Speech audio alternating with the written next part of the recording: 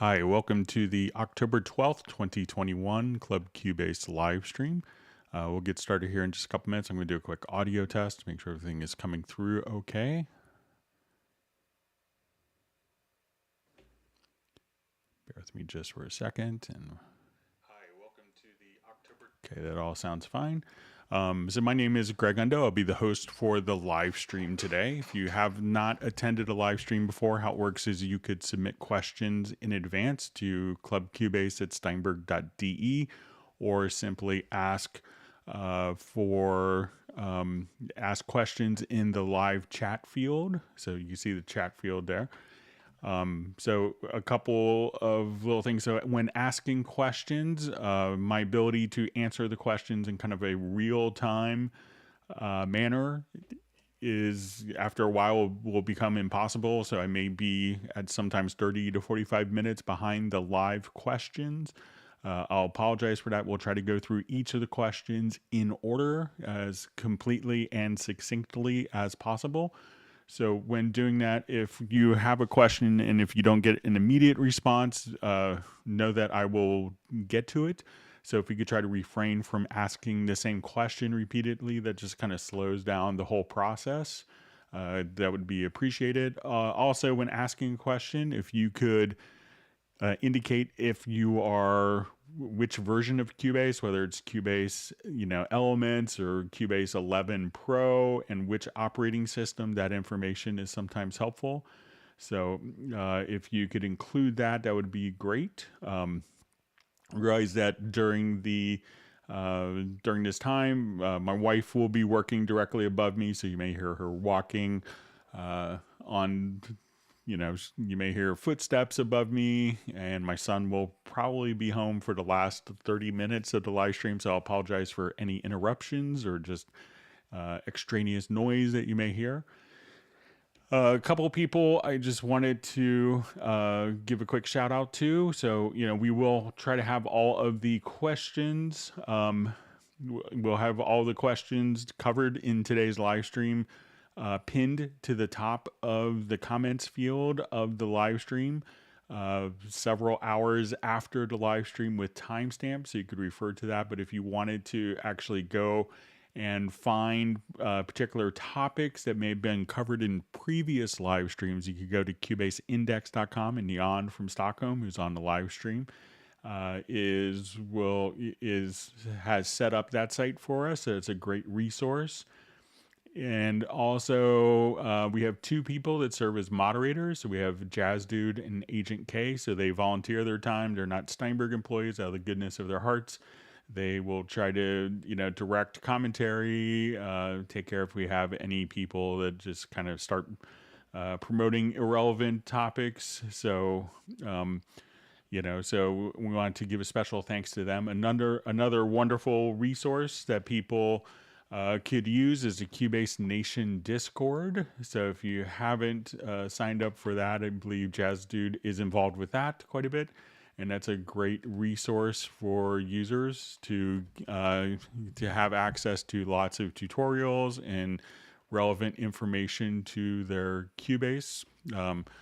So with that, I guess we will go ahead and get started. So once again, my name is Greg Undo. I work for Yamaha Corporation of America as a product specialist, primarily focusing on Steinberg products.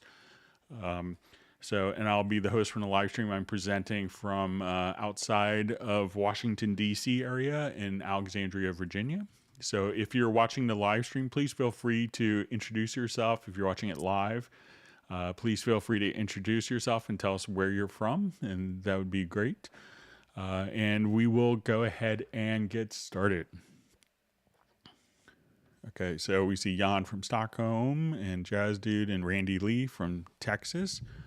And Randy Lee has our first question. Greg said a question. Greg, can you show me how to timeline a non-grid music project, old recording import, to a specific tempo to be able to export to another user? So let's say I have a recording that wasn't necessarily recorded with a click track. So we'll take a listen to it here. So let's say just like a band performance, and I wanted to be able to align this to a specific tempo. So we can listen to the click track, realize that there's no correlation between the click and the musical source. They're independent of each other. So what I'm going to do is to actually select the event, go to my project menu, and let's go to tempo detection. I will analyze, and this will actually create a tempo track as well as a signature track. And you have some different settings. So if I wanted to do like an offbeat correction or multiply, divide by 2. So let's say if I want to listen to it now, it's now automatically extracted the tempo from the audio file itself. Now, if I wanted this audio file to be steady, to have a consistent, steady tempo, so I will come over here and just say, okay, we're going to put in our 4/4, like the downbeat.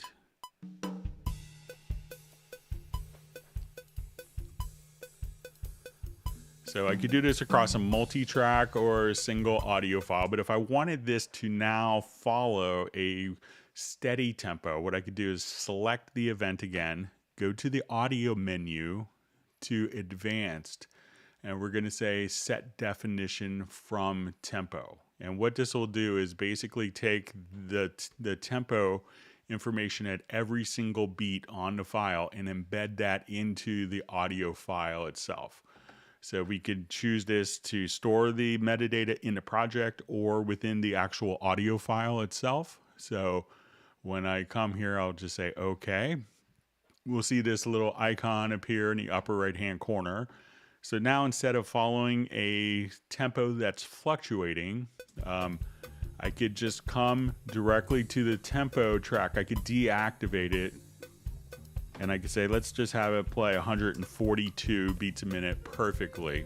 And now every single beat, whether it's on a single track or across multiple tracks, will automatically speed up and slow down and stretch so that it's now, instead of the tempo fluctuating, the tempo itself will be steady.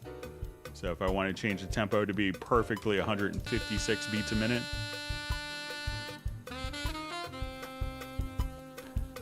let's say I want it to be 136 beats a minute.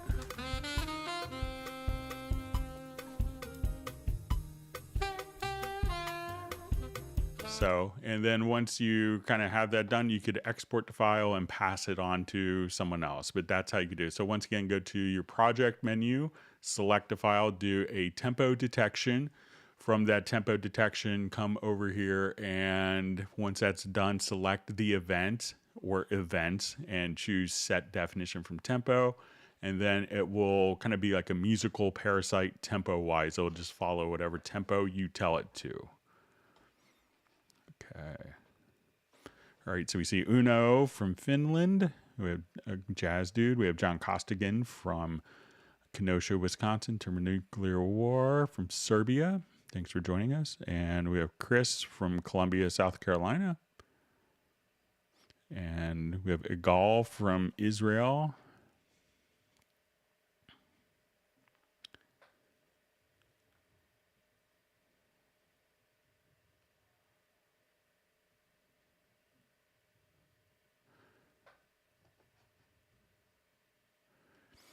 Okay, so I just see from Lilia Andri, question, interesting many people, performance mode clip scenes. So if you could tell me exactly what you want to do, like if you wanted to take a project and be able to kind of trigger performance mode. So maybe I'll give it a shot, but just make sure I may be working under different terminology, but let's come over here.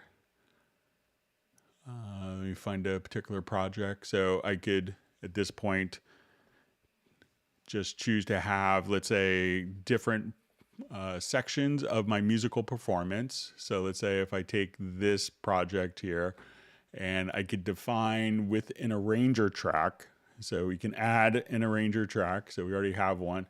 And at this point, we could choose to define which portions of the song will be part of the arranger track, and I could have a part within a part and a nested part within a nested part, etc. So we could define these different arranger sections. We could play these, and instead of playing back in a traditional, in a traditional linear arrangement, I could come directly here, and once we activate the arranger track, which we could do, we could just activate this. At that point, we could play, and instead of playing straight through, we could just have it kind of jump and play out of order. Kiss my face. The world was like a brand new place. Felt my fears all fly away. Don't it make it falling? Now, one of the things that you could do if you wanted to actually trigger this from a MIDI performance, if you go to the studio menu to studio setup, we could add a generic remote by clicking on the plus sign. So I think I have one here. And we could say, okay, let's go to, and we set our MIDI in and out, and I could set different MIDI messages. So I'm going to say, okay, I want to just come over here and click on the learn button. So now I could just set up some different note on messages. So, and what we do is we define the MIDI message here and the function that we want it to control in the bottom. So what I could do is we say these MIDI notes will now go directly, we'll try going to the command, and let's go to arranger, and we could say, let's go to trigger arranger event 1. And let's come over here and again go to command, and we could just trigger arranger, and we'll say trigger arrangement step 2. And command, or we could just say go to the next event. So I could say, okay, we'll just go to the next chain step. So, and at this point, I'll hit apply, and as we're kind of playing, I could just say, and I could go just by hitting a MIDI note message, I could say, okay, let's go to the next arranger track.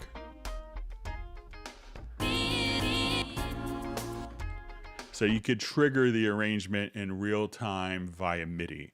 So let me know if that makes sense of kind of what you want to see. But that will allow you to have like different scenes that could be triggered for performance from a MIDI controller. All right, we see Taylor Sapp on the live stream from Pine Grove, Pennsylvania. It was Taylor's birthday yesterday or the day before, just recently. So happy belated birthday, Taylor. Glad you could join us.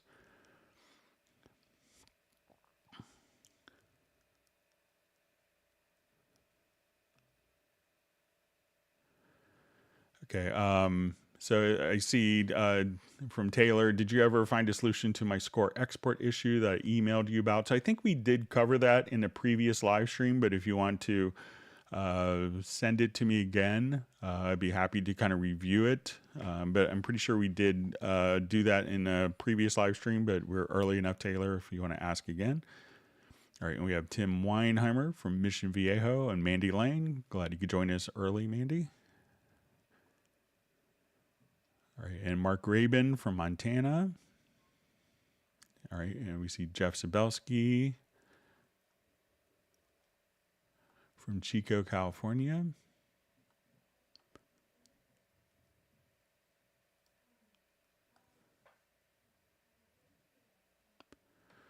Okay, so we see a question from Ed Rugman. Wondered if you had a chance to have a look at my Rogue mono wave file that I emailed you, caused some third-party plugin issues. Cheers. Yeah, so I did take a look at that. I don't have any third-party plugins on this. So this is the project that Ed had sent over. So, you know, if we're just kind of, so this is just like a quick mono file. So, you know, one thing that, you know, I was just, you know, it seems like it's a pretty standard, you know, and I know you mentioned that with Waves version 12 that it was causing problems. When I looked into Media Bay, you know, or into Pool Window, it seems like, you know, it's a standard 24-bit 48K. I do see that the file is locked here, so I'm not sure if that has anything to do with it. Whenever I kind of was, instantiating any insert plugins. So let's say if I do this, like I don't have this particular plugin. Let me just see if, so I see now we see the inserts. So let me just come over here.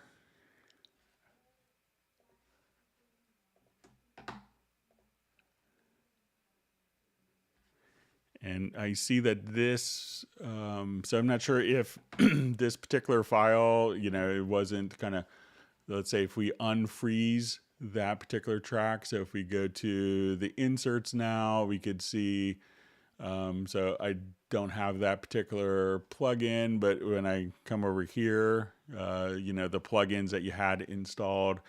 So, but I didn't see anything. I could try to see if I could download. I didn't get a chance to see if I could download like a Waves trial version to see if that was, what was kind of causing some of the issues. But, but if it's like this particular file, so I'm not sure. I know you mentioned that it was when you dragged the file in. But it could be that, if the file is frozen after you drag it in, that, you might not see, the plugins be able to be added right there. But, it seems pretty strange to me, Ed. So if you could also let me know if it's doing it in every single project or only that one particular project, that would be helpful. All right. And thanks for sending the file over, but seemed to behave kind of on my system. All right, so we have Munich checking in and Senegal. We see Jeff Sabelski saying thanks to Yamaha. All right. Okay, so we have a question. Can you show how to install and load Groove Agent SE kits? It seems confusing to me. So anytime that you download, let's say if we go to the Steinberg download assistant, let's see if I could maybe just if there's a quick one I could perhaps download that I may not have.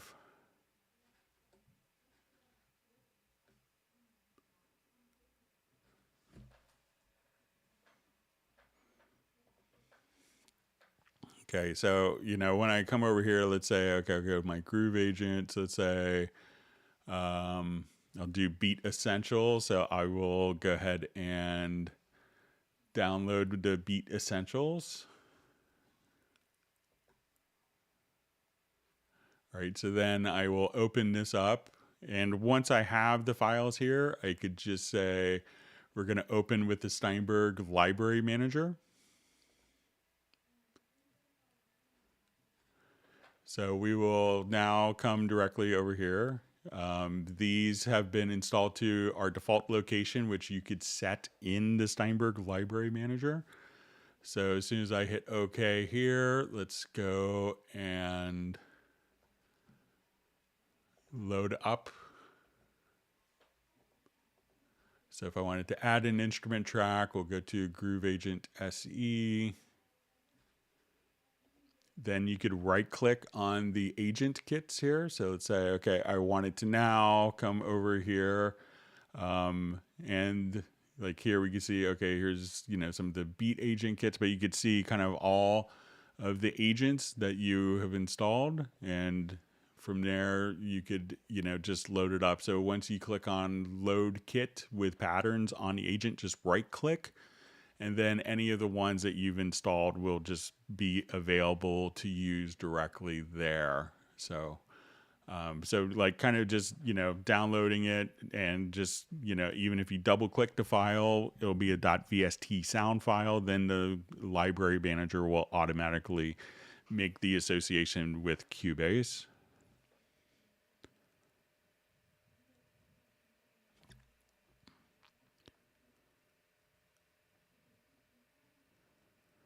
Okay, so we see Andriy from Ukraine. Thanks for joining us.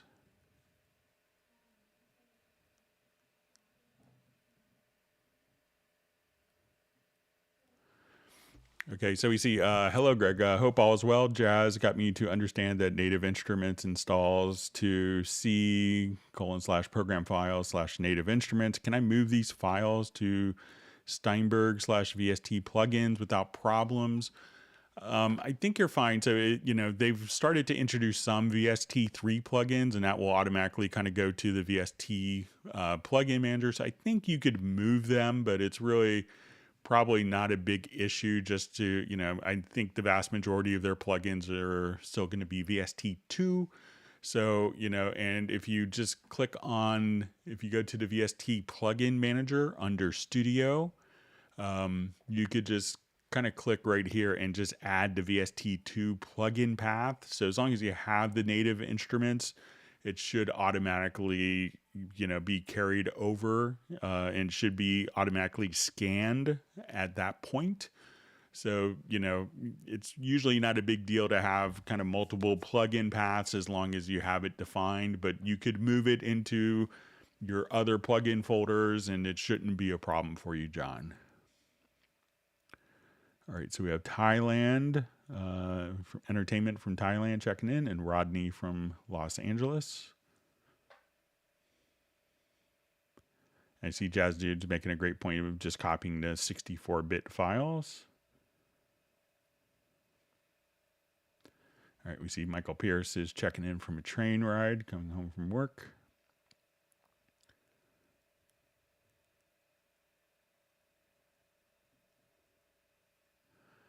Okay, so we have a question. Is it possible to export 2 wave versions of my song, one with all the tracks and another one without the vocals, for example, all in the same queue? So let's go ahead and show you how to kind of get that set up.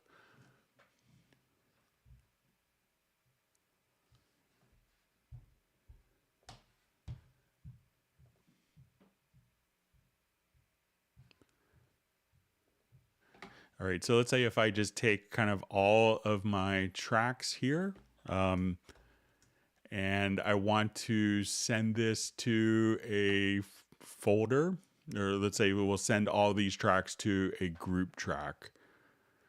Okay, so I could come right over here. So I'll take kind of all of my tracks and send it to a group. So now all of my tracks.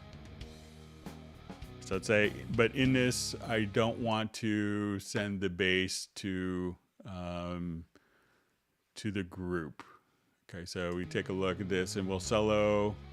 Let me just do that all again. So I'm gonna come here, select all the tracks, and we're gonna add a group channel to the selected channels. Okay, so now everything's going into the group. So if I wanted to do a quick export but exclude the bass, I could, just not have the bass or the vocals go to that particular group. And now when I go to export and do my audio mix down, let's say I want to do a single file of my stereo out. So this would be everything. And we will just come over here. Let's go to our export queue and let's add that to the queue. And now I could say I wanted to export only my group. So I could say all sans bass or vocals, whatever. So since that isn't going into the group at this point, we could add that to our queue. And I'll just do just a small portion here and set my left and right locators. And let's go ahead and export these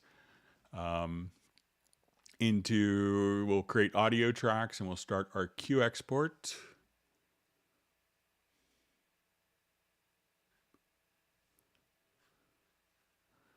All right, so now when I come, we could just play and listen.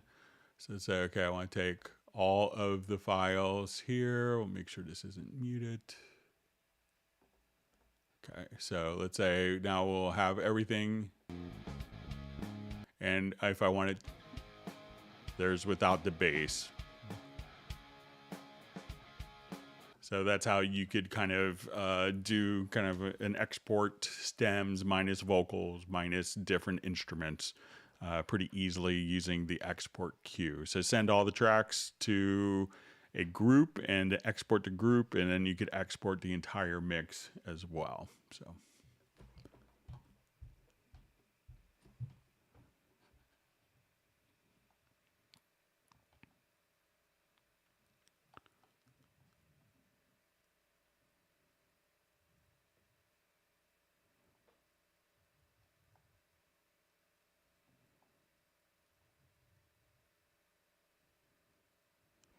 All right, so we have Soren from Sweden checking in.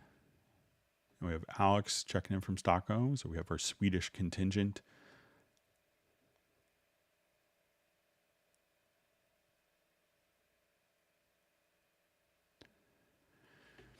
Okay, so I just see question from Alex. A lot of one-shots and audio files are normalized to 0 dB, and I have to lower them to -6 or -9 dB all the time. Is there a setting where I can set the import volume of files? So let's say if I come over here to loops and I wanted to import a couple of files. So let's say, all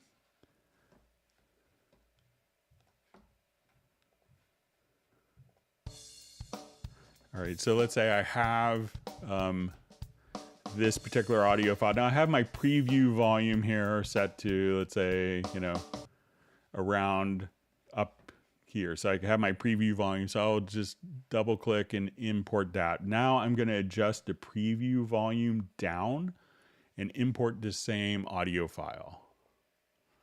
So when we go to look at our tracks here,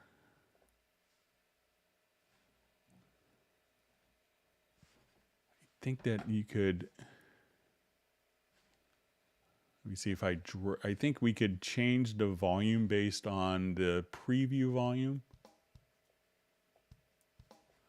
So let me see if I drag the file in from Media Bay to a new track. So I'll just set my volume here. All right, so you see that the fast rock. So if I drag it over, so we see that the mixer, so I'm going to have this be really loud, and I'll drag it to a new track.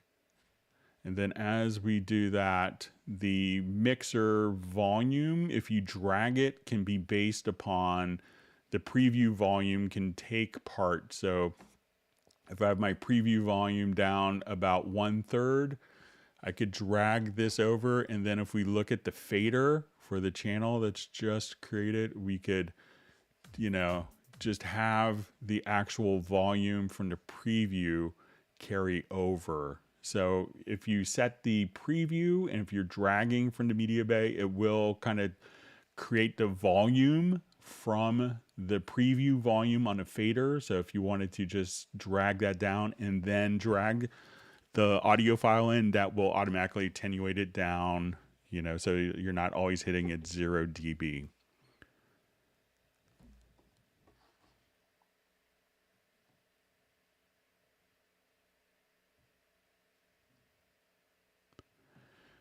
All right, so I just see Cubase 11.5 tomorrow then. So I haven't heard of anything, but, usually they just announce when everything is usually, when it's actually released. All right, and we have Alexander from Moscow checking in.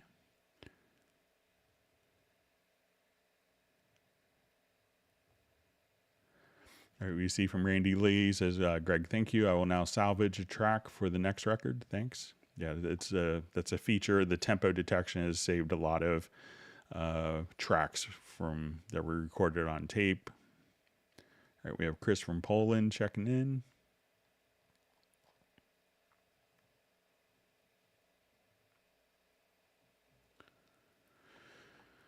All All right, so we have says, hi Greg, I have a question regarding Dorco. Can you help? I need to add microtone slots to compose Oriental music. Is it supported for such a need like Sibelius? So you could do it in Dorco. Let me just see if I could find it quickly. But yeah, you could do microtonal music in Dorco.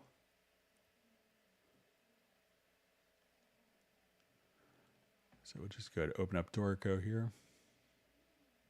And using like a VST 3.5 instrument like Halion Sonic SE, you could actually have it play back microtonal music over MIDI. So let's come over here. Let's say, okay, I'll just do a new empty project.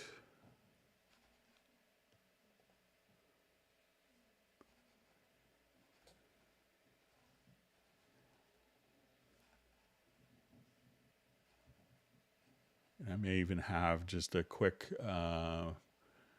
project that actually shows this.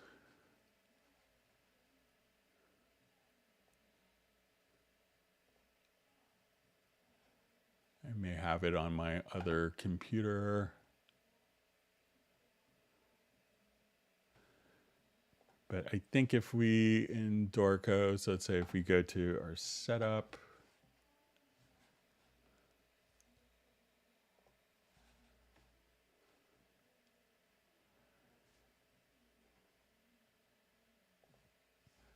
that you could set kind of the instrument, the tuning scale. So let me just see if it's in kind of the project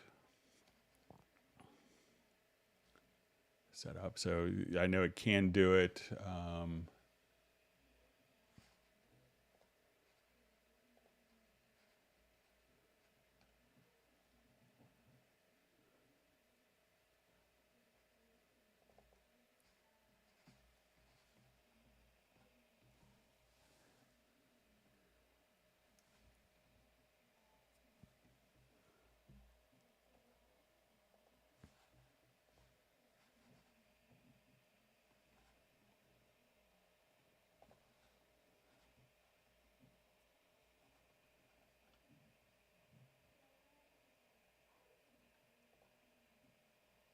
So if you come right over here to the tonality system, at this point you could just come over here and say a new tonality system.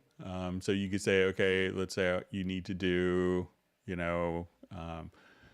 more, atonal signatures. So let's say, okay, you want to do 24 divisions, but you could set kind of the number of, so if you wanted to do, different, you could do the pitch range here, but just when you go to the tonality systems, you could say, okay, how many divisions per octave, and you're able to kind of just kind of set that up. So you could, and if you wanted to do the different ones, and you could set up for atonal key signatures, but you could set this up so if you wanted to even do like 53 tone Turkish scales, you could do that in Dorco just by kind of editing the tonality systems here. So you could actually import them as well, but I think if you just kind of click on the plus, that you could set the range here, so you don't need to use another program to do kind of different tuning scales.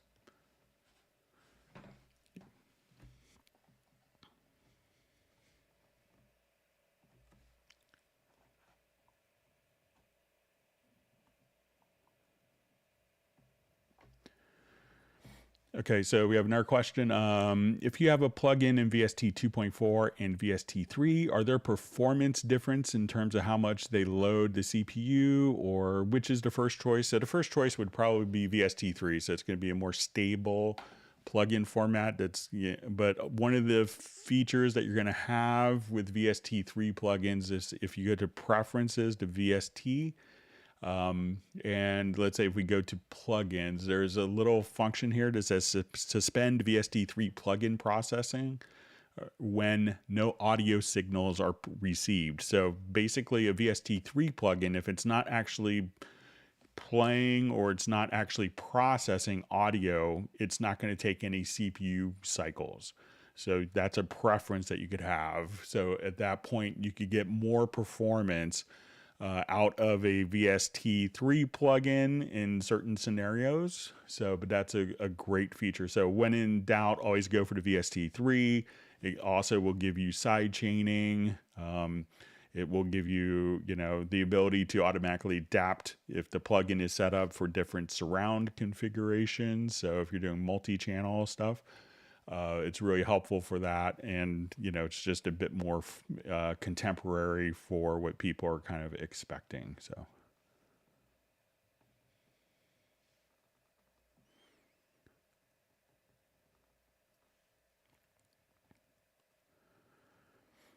Okay, so we see, does Cubase have some random MIDI options to generate some ideas? Just interesting. So, there are a number of, let's say, MIDI plugins. So when I want to, let me just come over here. So if you're looking to just generate some different ideas,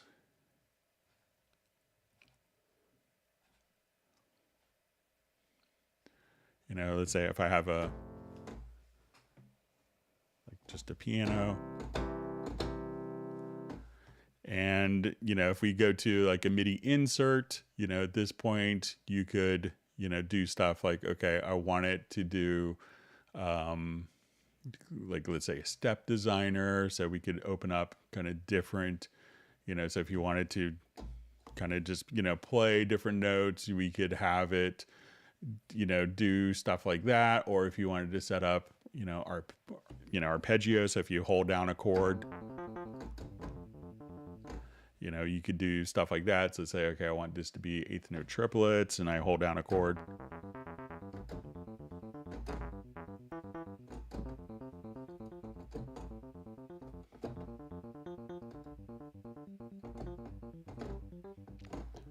So there will be a lot of stuff like that. If you have kind of existing MIDI data, you could also do a lot of random stuff. So let's say, okay, I'm in the key of G here. So I could say, using the logical editor. So, if you just had like really basic chords, I could say, let's transform MIDI notes. And I want to take value 1, which is the pitch, and I want to set random values, and at this point we could say between, G3 and G5. So I could say, okay, let's come over here.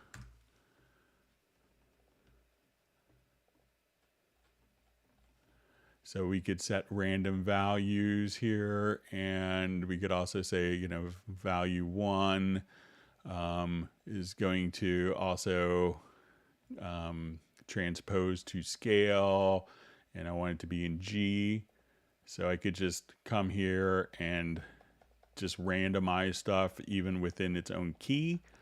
So you could do fun stuff like that. So even if it's not necessarily generating like a script, you could just come over here and randomize, any performance within particular keys. So if I say, okay, I want this to be in the key of A, so I could just come here, and now everything will be within the key of A major or whatever scale that you choose. So there's a lot of different randomizing options for velocity, but also going into MIDI modifiers. So once we have the track selected, you could go to the MIDI modifiers tab, and if you don't see that, you could right click here in the inspector, and you could choose to randomize position, pitch, velocity, length within, and actually define the boundaries for the randomness of your choice.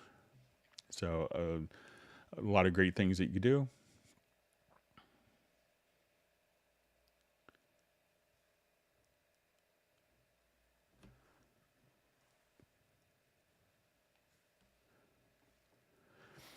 All right, so we just see a question from Jeff Sabelski.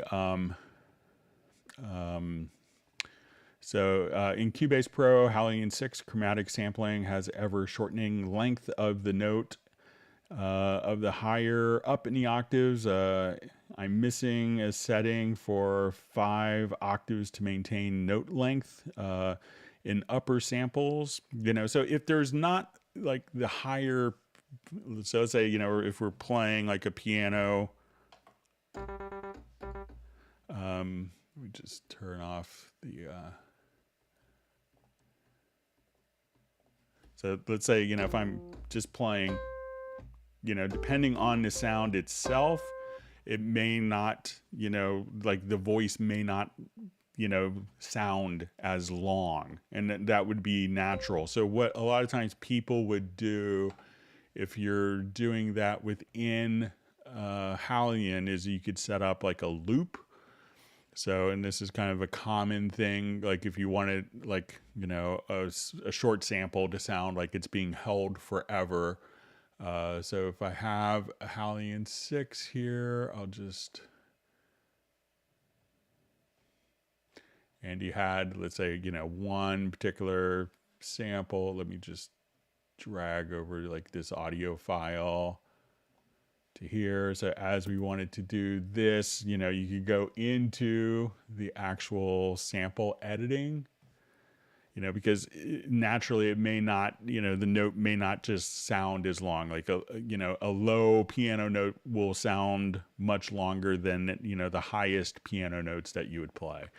But if you wanted to kind of hold indefinitely, you could come over here and say, okay, I just wanted to go, to the sample editing and set up, you can say, okay, I want to take this, and this would be my sample loop that I wanted to work with. So you could just kind of click on loop and say, okay, I want to do sustain loop. I want to, set my loop in and out points so that when you play the sample, it'll just do that. And it's a horrible example, but you could take something that would just kind of, take that part, so it's perfectly natural that, higher notes will not sound as long. And sometimes if you extend it, it may sound artificial, but if you really need to, consider, going into sample, into edit, into sample, and then you could click on the loop, and then you could kind of set the loop, and you can say, okay,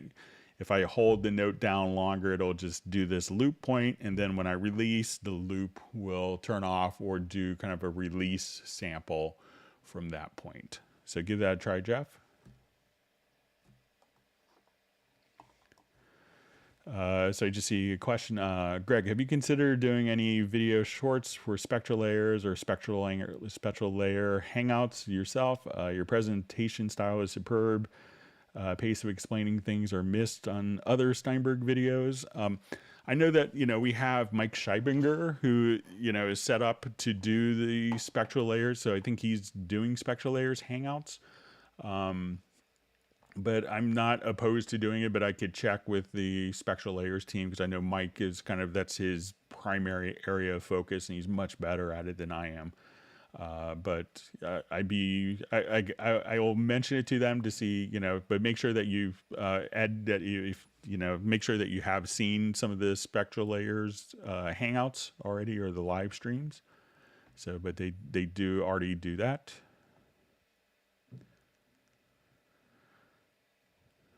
Okay, so we have a question. Hi Greg, how do we use auto fades? So, if we wanted to come over here, we could have, anytime that we have an audio file start or end, we could choose to kind of have Cubase, do like auto fades, and we could set this. I think this is like, on a track by track basis. So let's say, if I have another loop, so let's say I drag this over.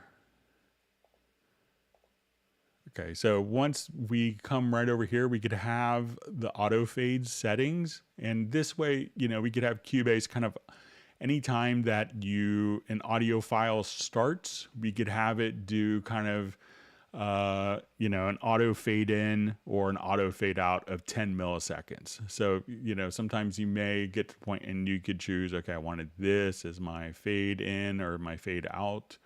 And you could have independent. You could also have kind of the default settings for crossfade. So if you want kind of logarithmic fade out, but a sinusoidal fade in. So, as we, have that set up. So, now anytime that Cubase would play back the audio file, or if two files were overlapping, it would automatically kind of play back with those auto fade settings.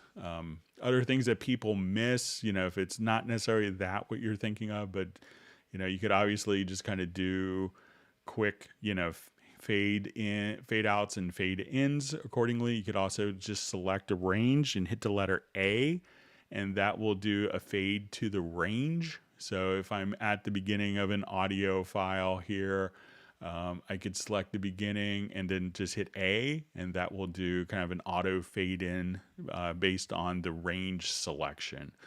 But you could enable each track to do, which can make editing a lot easier. So if you're doing like a lot of loops and different samples that are kind of, contingent upon being right next to each other in time, at that point you could just set the auto fade settings. But if you're looking for something else, just let me know.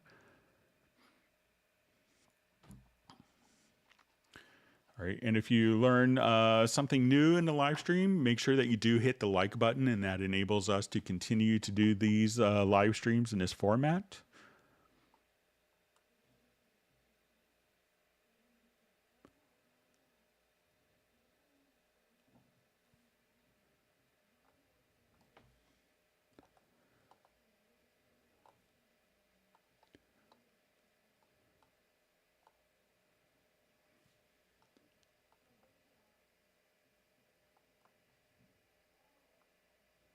Okay, just finding my spot. Sorry about that.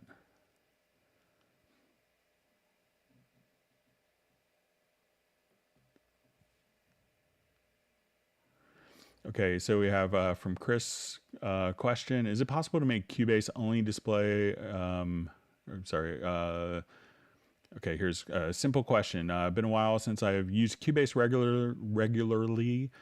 Where do I change the setting to turn on and off the playhead snapping to the beginning of an event when the event is clicked? Okay, so let's say if I have these events here, and let's say I'll duplicate them, just Control or Command plus D.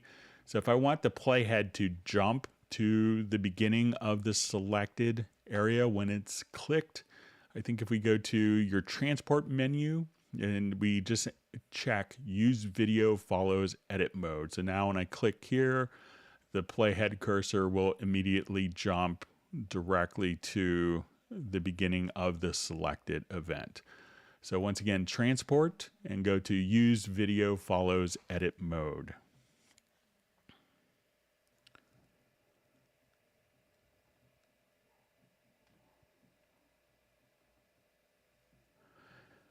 All right, so we have a question. Is it possible to make Cubase only display certain versions of plugins when you're selecting an insert? For plugins that have VST3, I'd only like to display the VST3 version when selecting it. So it's all kind of contingent on the settings that you have in your VST plugin manager. So by default, we can come over here and have all of the plugins visible. But what you could do is just come over here and we will just say we're going to take our collection here and we'll do a new collection and we'll copy the current collection. So we'll just say, okay, this will be our copy. And at this point, we could just go through and, as we look at different plugins, we could see and we could, basically filter out the VST2 plugin. So just do that within your VST plugin manager, and then that is what will show up. And that way you could only have your default plugins, the default VST3 versions, and the VST2 will just kind of be filtered by the program itself.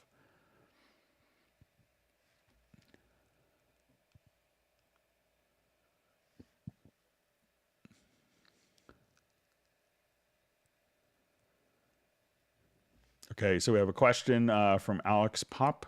Greg, how do I use the squasher VST effect? Can you show us how to use it on the master bus? Okay, so I'll just show it here.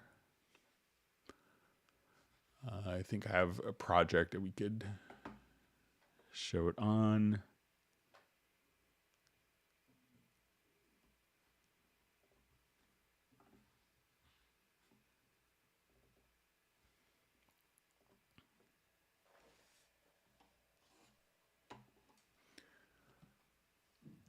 So in this case, I just have it like for an EDM track, I have it kind of broken down into, excuse me, I have it broken down into like the kick, and let me just find it here. Okay, so I have it broken down into the kick and the rest of the track. So, but I think this will give you an idea. So let's say, let me just solo this track here. Sorry about that.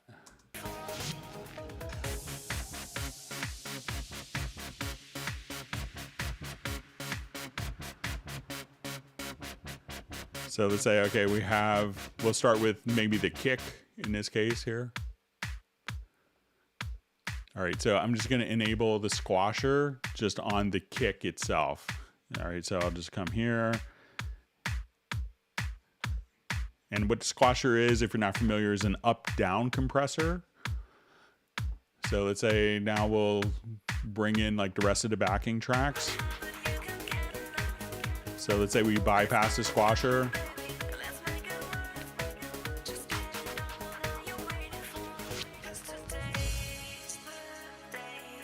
So let's say I'll just go back here. So if you need that edge in, like on a kick in the mix, squash is perfect for that. And let's say if I wanted to turn it on for the rest of the tracks, so you could do this on a master bus, or just I broke down a kick separately.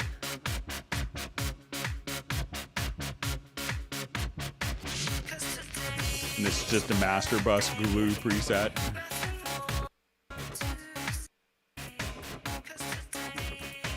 So again, we add the squasher and the kick. And I think this master bus glue is a great preset to kind of start with and maybe tweak. So we'll turn this on.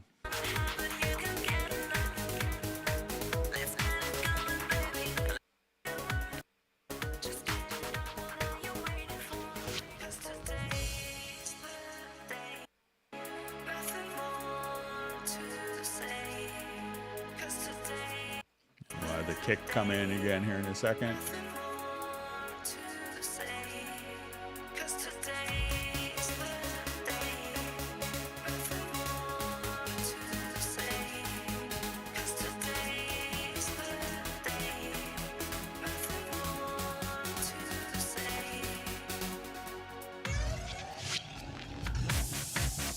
So without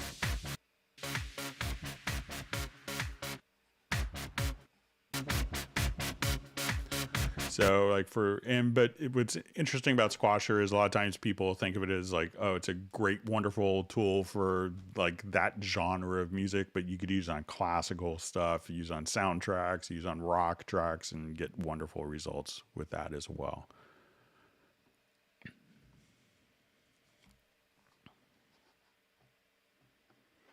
All right, wonderful to see Neurotic Nexus on the live stream.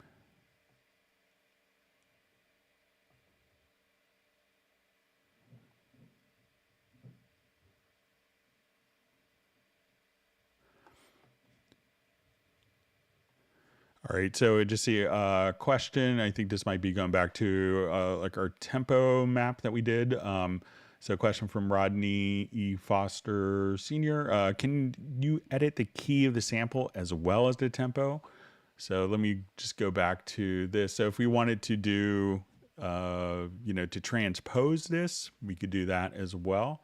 So, I'm just going to come over here and we'll just put it into elastic pitch. And let's say as we're playing the jazz piece. So if I wanted to, I can't necessarily take it from like a major to a minor from a mix, but if I wanted to say, okay, we wanted to transpose, I could select the event or events and just click on the transpose.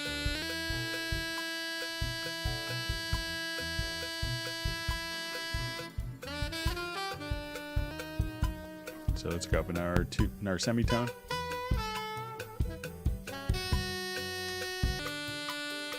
Now there's also a thing we could use, a special track called a transpose track. So if we add a transpose track, I could say, okay, at this point, this point, this point, I just want to have this transposition automated.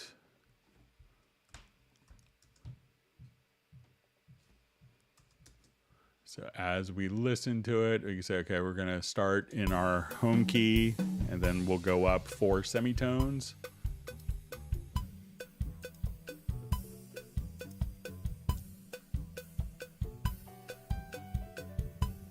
And say we'll jump a little later, and then we can go down -2 from the original.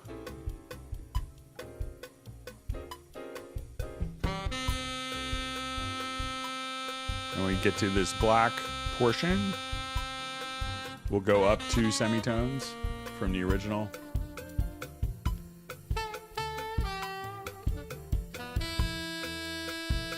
And then we go back to our original key right here. We get to the yellow. So you can easily kind of transpose the audio, but it's not going to say, let's go to an E Phrygian from a, D major.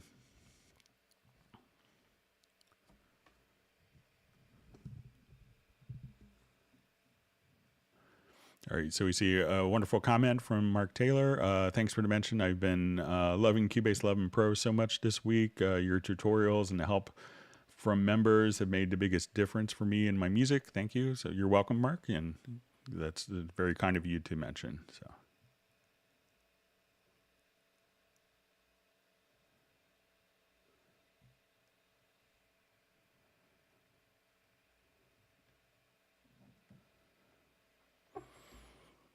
Okay, so I just see from Taylor Sapp. So it says, I may have missed it, but did you go through, but did go through each live stream about the export issue? Couldn't enter required data for export in Windows 10.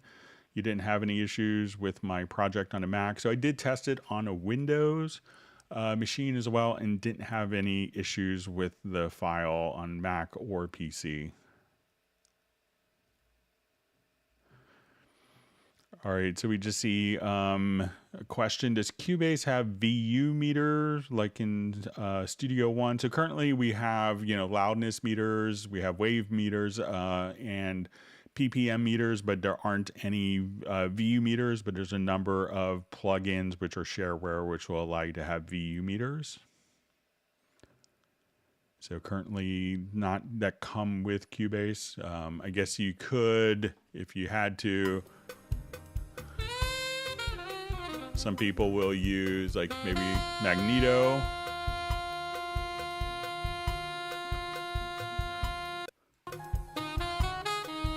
And here you can see VU meters.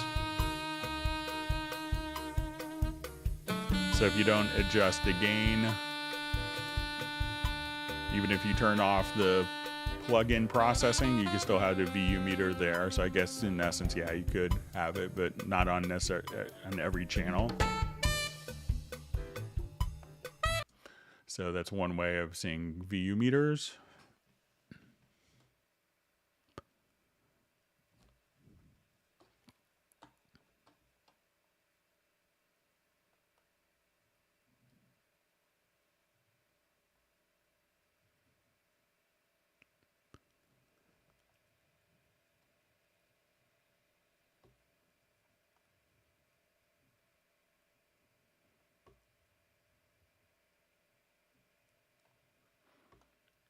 Okay, so I just see a question. My DAW PC is offline, i.e., not connected to the internet.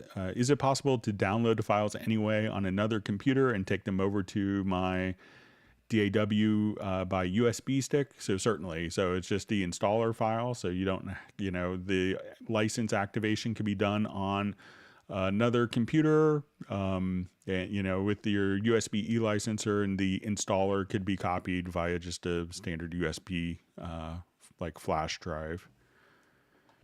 All right, so we see Jeff Sabelski saying he's liker number 24. So, and again, if you learn something new, just make sure that you actually do hit the like button and subscribe to the channel if you haven't done that.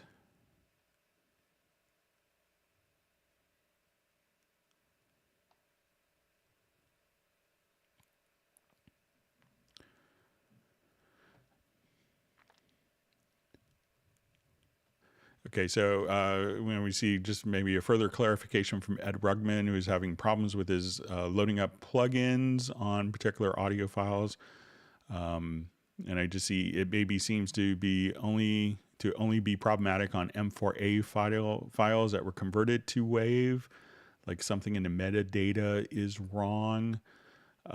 Yeah, so if that's the case, if you have an M4A file that I could try converting it if you wanted to send that via like a Dropbox link, like you did the other file. But sometimes a lot of, if it's like from a camera, sometimes, audio files can have like within, different audio extracted from video files. So like sometimes we have variable frame rates in the video, like, where it's not as steady. Like, 30 frames or 24 frames a second. So, if it's something like that, that may be causing, I could see where, maybe that could be a culprit. But if you could figure out if it is files that were converted from M4A, that would be helpful, Ed. So thanks for mentioning that.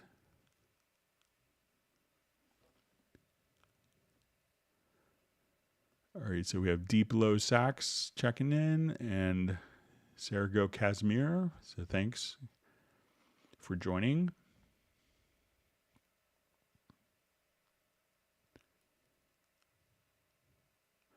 All right, so we have Fred Robinson from Norwich, UK. I think I'm saying it right, but let me know if I'm wrong.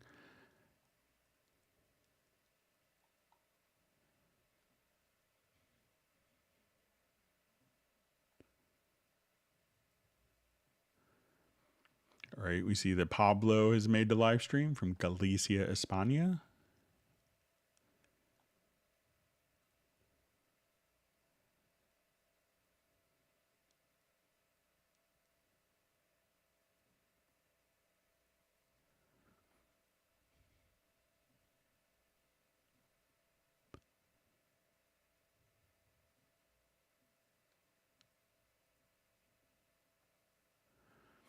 Okay. All right. So we have a question. Sorry, can I question you once more? In future, Cubase work without e-licenser? So Steinberg has announced that they are working on a new licensing management system that will not be utilizing the USB e-licenser key. So we're just kind of waiting to hear more information from them as it becomes available.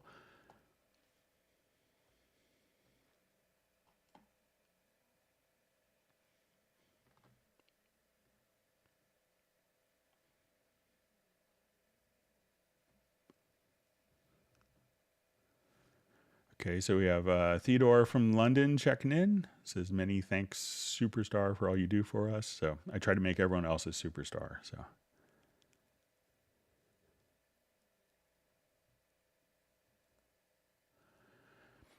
Okay, so we have a question. Can work more in the note editor? I want to see what it is. All right, so let's just open up another project here. So if it's going to be like in the MIDI key editor, so with MIDI data, we could look at our data kind of in, if you want to see it in, we could look at the MIDI data a couple of different ways. So we could look at it graphically, and we could think of this as the longer the note is, visually, the longer the note is rhythmically. So this note is going to be shorter in length than this note. If it's higher visually, we could also say that this will be a higher pitch than this pitch. Now, if I want to look at different parts also, I could look at the same data here in a directly in my graphic editor. But if you want to see that when you mention a note editor, it could also be that you wanted to see it in the score editor. And now we could come over here and be able to kind of edit the notation. So, and one of the things that we could do is we could say, okay, this might be 30-second notes here. When we look at this, we could, double click and we could add, our key, our clef. And, we actually have kind of a write zone here, which is really handy. So if I just click on a key, I could choose my different keys. If I click on my time signature, I could see time signatures. If I double click on a bar line, this will kind of pull up context sensitive areas. That's really handy if I wanted to, just put notes in. I could also just kind of do maybe like even a quick display quantize for, different selected notes. So at that point, we could just come right over here and just see that, okay, we have our 30-second notes automatically included. So if I wanted to change the clef, I could double click and say, okay, I could put it into guitar tablature, different options here. So you can say, when I go to polyphonic, we can say I just want it on a single staff because this is probably just a violin part. And once we come here, there's two different edit modes. So we could look at this in once we go to our score editor. And if you're looking at the part and you don't necessarily see some of the score edit functions active. So if you come here and score menus isn't open, it may have to have a part selected for you to go into the score editor. And then we could switch between kind of an edit mode, so you could see more data, or how it's going to be printed on the page. And that's what page mode allows you to do. Now, once we're in page mode, we could do like really simple things like, okay, we have this little hand tool. So I could adjust stuff visually without affecting its rhythmic playback. So if I wanted to just indent the first stave, or I wanted this measure to be spaced a little more, we could move these different elements here. Once we have notes, I could select the notes, and if I wanted to, change the pitch of the notes, we could do that, or again, just come over here with the eraser tool and erase particular notes within the score editor. And if you wanted to add different symbols, you could just do that all directly from over here. So that's a quick, if that's what you mean by the note editor, let me know. But if I misunderstood, just make a comment.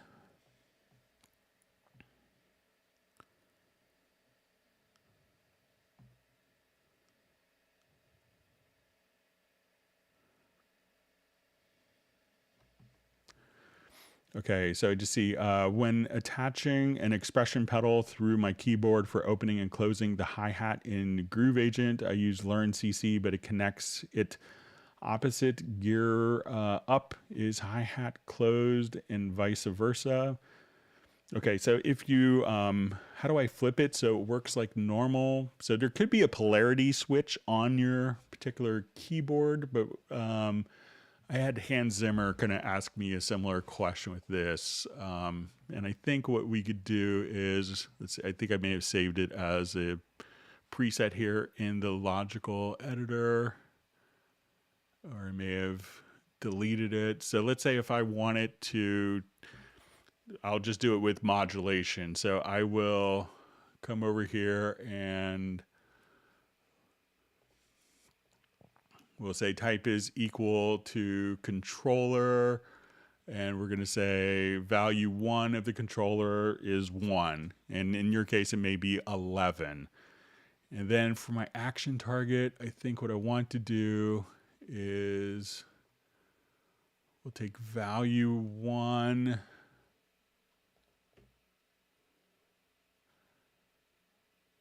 And I think there's like a mirror function.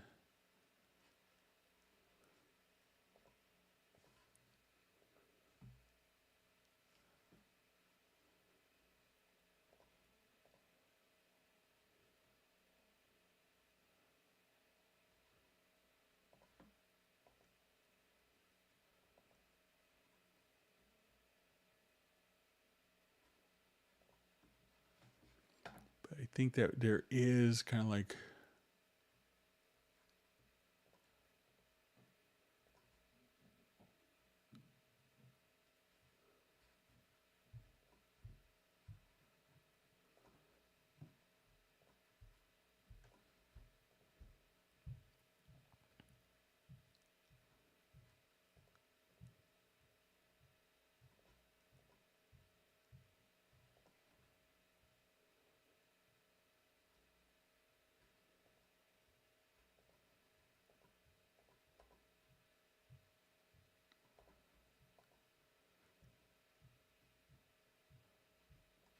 okay, so we'll just say, okay, modulation.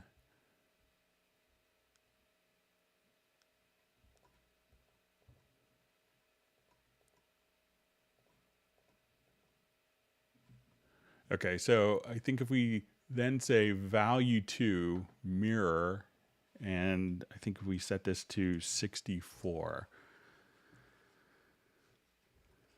and I'll just pull up my MIDI monitor plugin.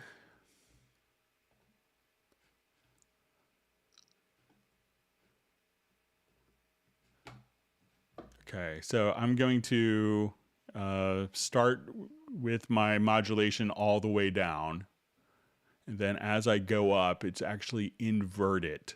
So come over here, and what you want in that case to kind of invert the polarity is we would just say we want to choose function, transform.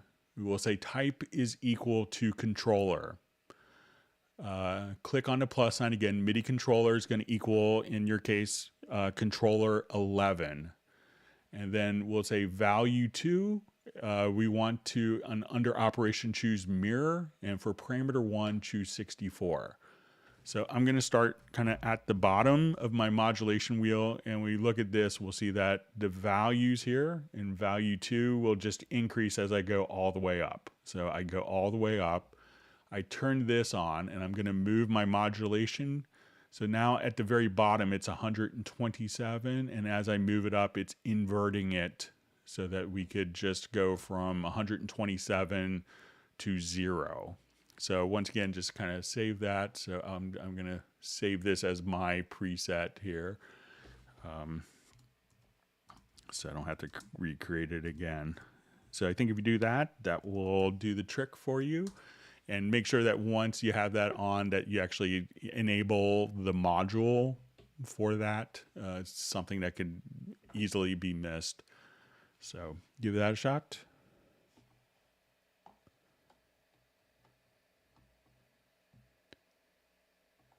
All right, so we see Alex Pop just saying cool regarding VST3. Really great. Big thank you, Greg. You're welcome.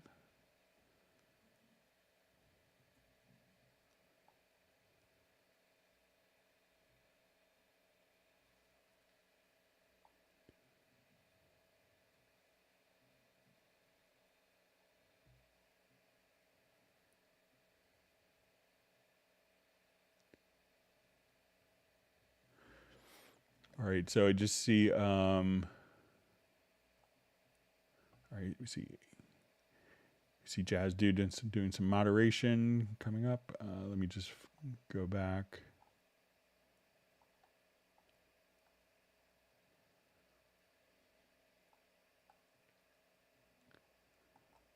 Go back to where my timeline was. So sorry about that. Okay, so I see from John Pinion, question. I think there's a bug that disallows one from choosing alternate tensions from the chord editor in chord track. Although it works in the chord pads, there are workarounds in version 10.5. Was that fixed in version 11? So, so I think that you could, enter in, if you have like a specific chord tension that you weren't able to enter in. One thing that a lot of people miss is if we go to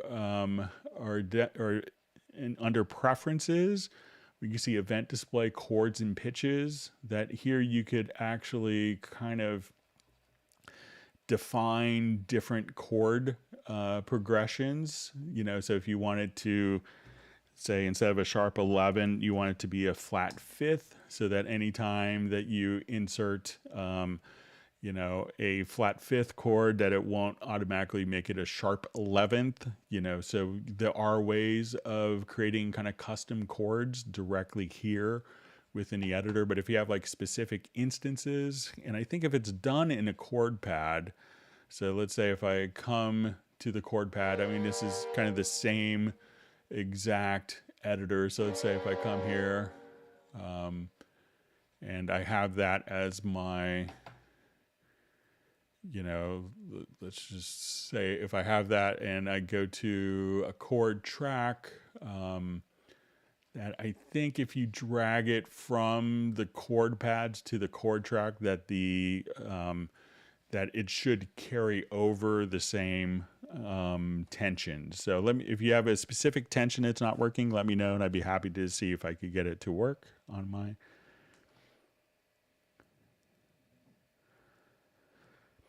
Okay, we have a question. Hi, Greg. What's the difference between VST-I and rack instruments? What are their different use for them? Thanks. So it used to be that it's kind of more of a legacy-based system, so the VST rack instruments. So when Cubase first started off, we would think of a virtual instrument almost like a virtual version of like a rack module, in that you could have multiple output ports and multiple MIDI channels, and that would go into an instrument rack. Now, what people wanted, so we could add these as like an instrument rack. So if I come here, let's say, okay, I have a Hallian Sonic SE, and then when we do this, we could, as we add an instrument into the instrument rack, we could create a MIDI track that's automatically routed to it. Now, some people, were getting confused with, okay, I have MIDI tracks and I could send this MIDI track to the rack, or I could send it to a hardware device, especially in the early days when people were using kind of hybrid setups of keyboards and virtual instruments. A lot of people have migrated to solely using virtual instruments. That people wanted an easier way to do this, where this connection didn't have to be manually done. And that's what VST instrument tracks were for. So if I add an instrument track, I could come over here and just say, okay, I wanted to add a pad shop, and this would automatically add the particular track for us, and it would create an instrument track. And it used to be originally that instrument tracks were set up to be a simpler way of playing a VST instrument, a more direct way. But the original implementation of instrument tracks at the time were limited to only being on one MIDI channel and only being one stereo output. So as you start working with instruments like Hallian Sonic or Hallian, where you could have 32 outputs into the mixer, it made sense to augment the VST instrument rack, or the VST instrument track capability. So now you can have multiple output ports within one instrument track. So it's kind of started with kind of two separate, distinct ways of working. And some of the limitations of an instrument track have, over the years, have kind of gone away. But generally, if you kind of if you're working with software instruments, it probably makes more sense to do instrument tracks because it will tie directly better into doing stuff like, render in place functionality as well, because Cubase automatically knows where, all of the audio outputs are going. Where if it's going to be, if we look at this track, we can say, okay, I have a Hallian Sonic SE track here, but I may have, a MIDI volume as well as the channel volume on the Hallian Sonic. So you may have two different volumes, and that could be confusing for some people because this is the audio volume for the virtual instrument, and this MIDI track itself could have the actual MIDI CC7 data could be tied here. So a lot of people have kind of evolved to using instrument tracks just because it's a little cleaner. But if you need more flexibility and you want one track to go out to hardware and software, a MIDI track that could be routed to multiple, software or hardware destinations can be beneficial for that. So I know it's a bit confusing.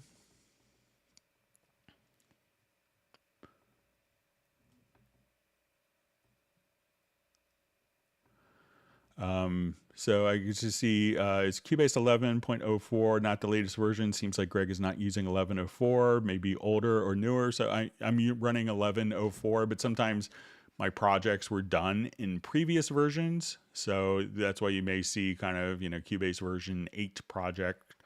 But yeah, I'm running the 11.04 version. So. We see the Jazz Dudes posted a link to the Spectral Layers Hangouts and live streams.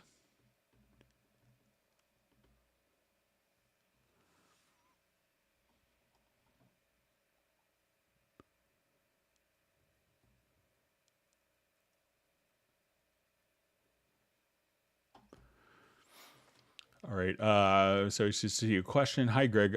When importing a Groove Agent pattern, MIDI, not wave, I can't seem to get it to match the tempo detected audio wave. Is there something I'm not doing? And it's from, I guess it's Stev in Manchester, UK. So let's say I'll just jump back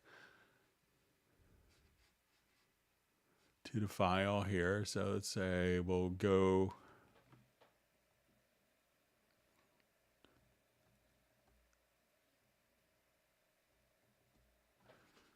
okay, so I will just activate this and I'll just do my tempo detection from scratch here.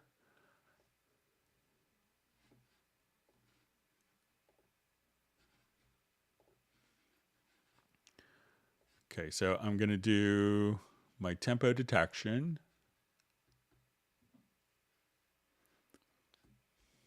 So we'll go to the project menu, to tempo detection, analyze. Okay, so I'm going to find my downbeat, so which I think is right here. And let's go ahead and add a Groove Agent.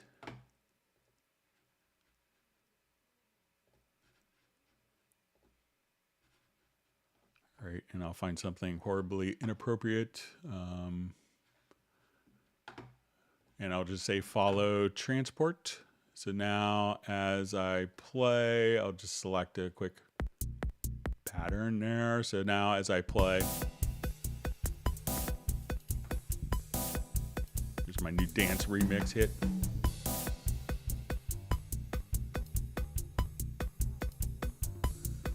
So this is kind of automatically following, Groove Agent is following the tempo that was extracted from the event. Now when we drag the event over, so let's say I want to take this pattern and drop that in. You want to make sure, one, if it doesn't seem like it's following, make sure that the track, the MIDI track itself, and it usually is by default, is set to musical mode as opposed to linear mode. So when I just kind of drag that over, we can now, and I'll just have that not follow the transport. And we can see that that is just kind of syncing.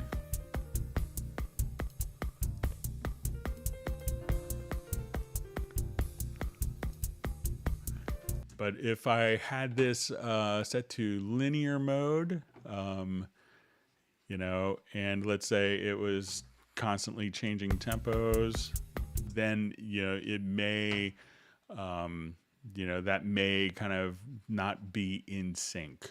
So check that, but it looks like that kind of works as expected.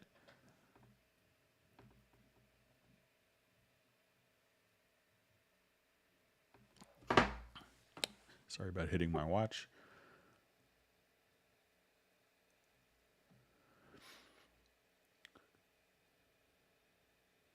Okay, so we see from Jess Sabelski, and this is probably in regards to the sample loop question for high notes when sampling chromatically in Hallian 6. Thanks for the loop samples, repeating the loops, reverse, etc. So I'll experiment more with my samples using the grain and wavetable edits. Truly amazing. Tedious, not outside the scope of an oboist. So. Okay, so I see from Brandon, I've been trying to use Soundly with Nuendo, and when dragging a clip or spotting a clip, I get an error message saying error medium type not supported or invalid. Do you know how I can fix this? So I'm not familiar with Soundly. I could do some research on it, but is it, so I'm not sure if it's like a proprietary format, maybe like for doing, you know, for like a sound library management. So I'm not sure if it's a standard WAV or AIF file that you're dragging in, or if it's another type of file. If you could answer that, Brandon, that would be helpful.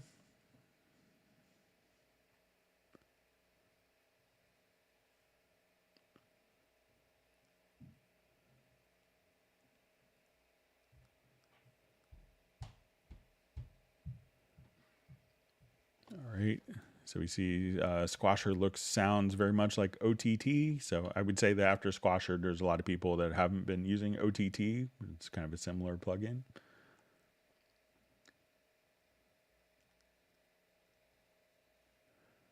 All right, great that Cedric could make the live stream. I believe he's in India. It's probably very late there.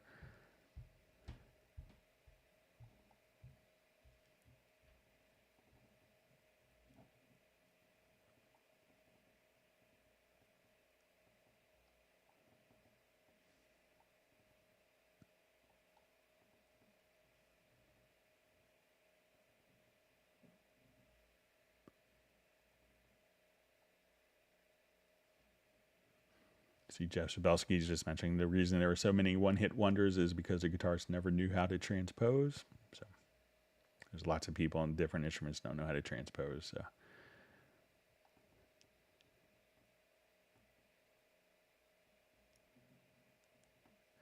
So I just see my spectral layer crashes my Cubase 11. So if you could let us know exactly which version of spectral layers you have, if it's spectral layers Pro, Elements, spectral layers 1, version 7, 8, 6, you know, that would be helpful.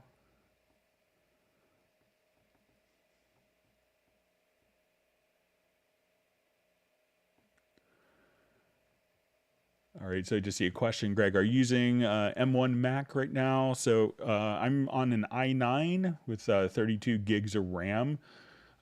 So, you know, generally, like when my company buys laptops, I think they lease them for 2.5 years. So I'm coming up on almost 2 years. So I'm not sure what my next computer that I'll get, but I think the Microsoft Surface Studio Pro looks really cool. But I'm on just an i9 Mac with 32 gigs of RAM, so I like having the memory as well. Okay, so we see Eric Hall is joining late, and we'll watch later, so thanks for joining us.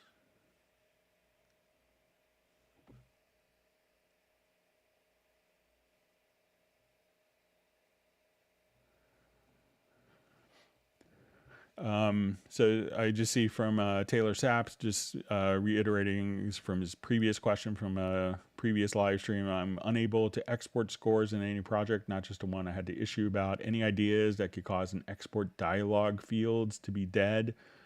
So, generally the dialogue fields when they kind of open up are very kind of operating system level. So, but I think if you maybe Taylor, if you start the program and hold down Alt Control Shift right after you double click on the program, and then that will allow you to start the program where you could disable the preferences and see if you start the program with preferences disabled, if that changes the behavior for you. So, but generally, like if you can't type into, I remember, the video you sent, or in the project you sent, but it was no problem to kind of type on my PC or Mac.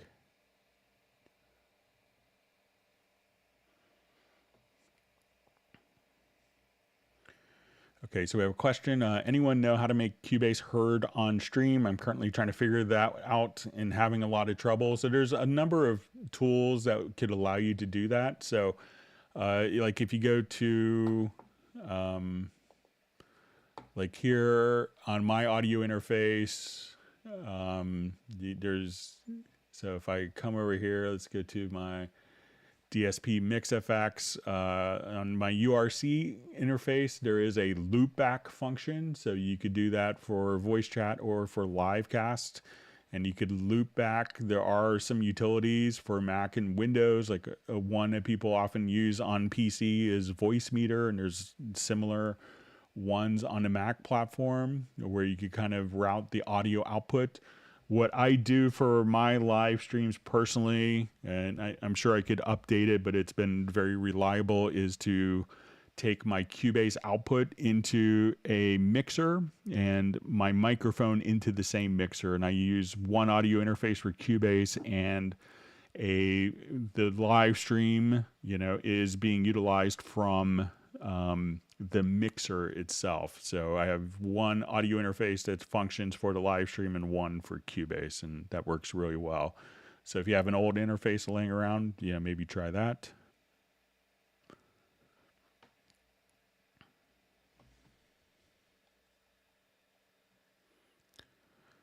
All right, so we just see question: has anyone had trouble with Cubase 11 not recognizing the UR824 on boot up? Seems like I have to reinstall the drivers to get it to recognize it again each time this happens. Windows 10 latest version. So I use a UR824 often on one of my computers, and I haven't had any issues with it. I assume that you have the UR824 actually connected directly to the computer as opposed to like through a USB hub. Something else that could make a difference is if you go into the studio setup and go to the audio system, make sure, and you'll see this on the Windows platform, it's not available on the Mac platform, but you'll see like the power scheme. Make sure that you have the power scheme here in this window. So again, studio menu to studio setup, select the audio system on the left-hand side, and make sure that when you go to here, you'll see the power scheme. Make sure that you have the Steinberg power scheme selected, because it could be maybe that the USB port is kind of, sometimes with an energy efficient computer, that sometimes the USB ports can go into like an eco mode and they could kind of take a nap while you're doing stuff. And that's often not the scenario you want with, using a DAW. So, but check your power scheme as well.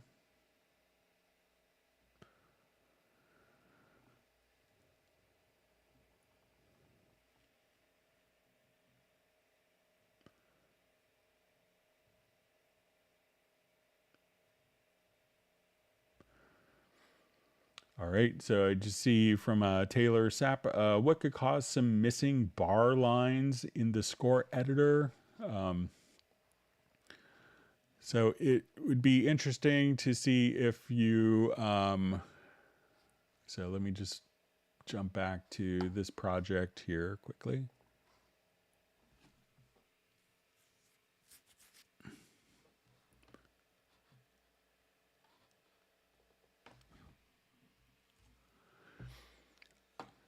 So, if you see the score editor here, I guess you could probably, there is an option, and this probably isn't something that you did, but just out of curiosity, I think if you select bar lines, they can be hidden.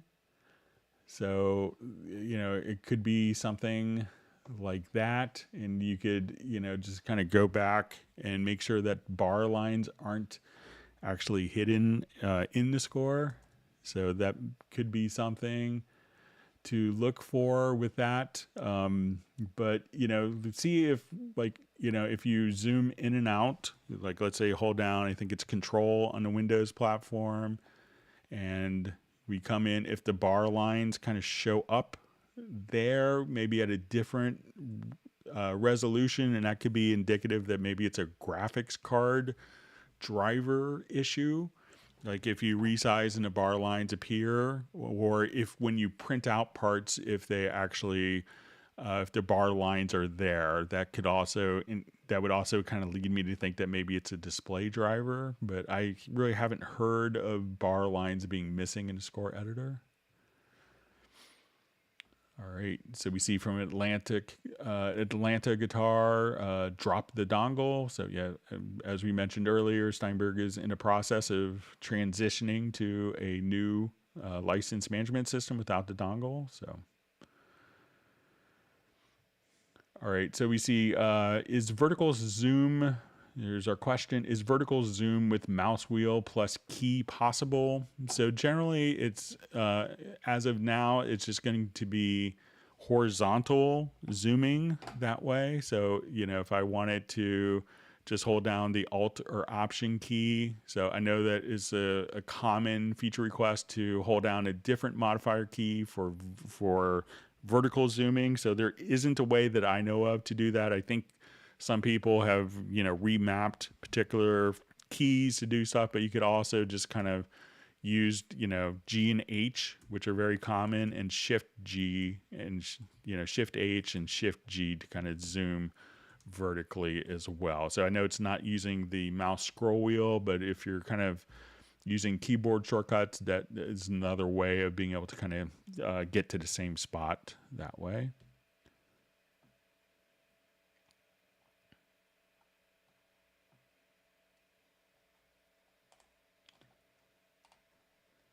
All right, so I see some Jazz Dude is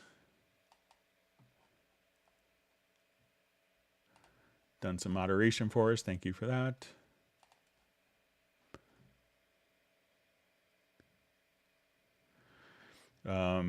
So I just see, so why do we need Dorico then? So if you're doing a lot of advanced scoring, Dorico makes a lot of sense. And I think it's, the two programs represent kind of different perspectives. There's a lot of composers that will, their whole concept of composing starts from a blank staff and filling in that staff, and other people will sequence stuff. So if you're coming from the perspective of a blank score and entering the data in and seeing it visually like that, Dorico makes a lot of sense. And, the engraving options are pretty miraculous. The level of control over, placement of each symbol, condensing, all sorts of, dynamic, when you wanted to do, dynamically linked cues, so there really are kind of two different things, really could depend on, there's a lot of people that Cubase, will do all, the scoring features in Cubase will kind of work and cover everything they need. But if you're doing a lot, if you're scoring, something for like a Broadway show, Dorico would be, a better solution for that.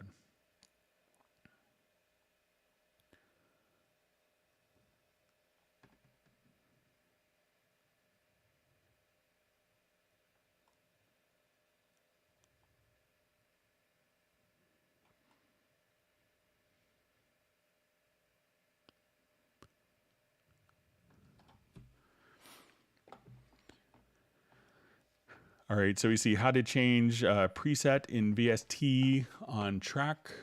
All right, so let's just come over here.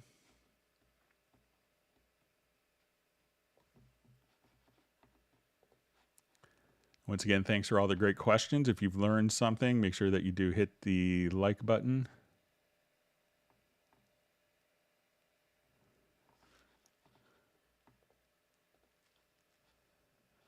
All right, so I don't think VST3 plugins necessarily deal with program changes, but let's go ahead and give it a try.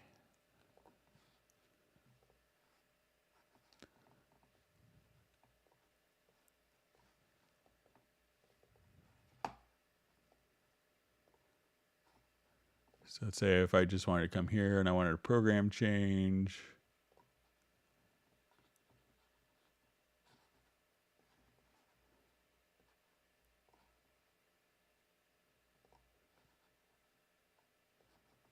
Let's see what happens here.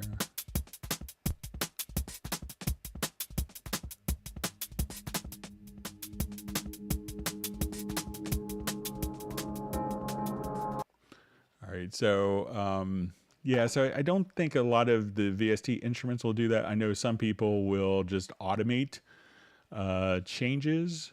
So like if you wanted to come here, so let's say if I start with a patch loaded up, because a lot of times we have VST instruments not really bound kind of by program change, for a lot of the presets don't necessarily work with program changes. But let's say I'll go ahead and just kind of draw a note in.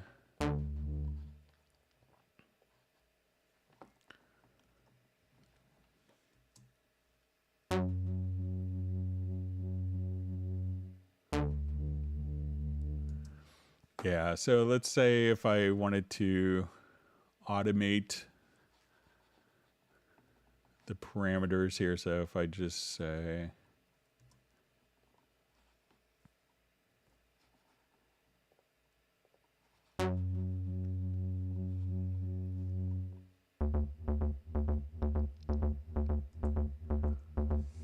okay, and let's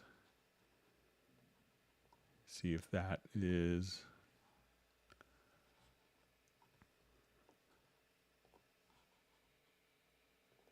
let's say if I start there.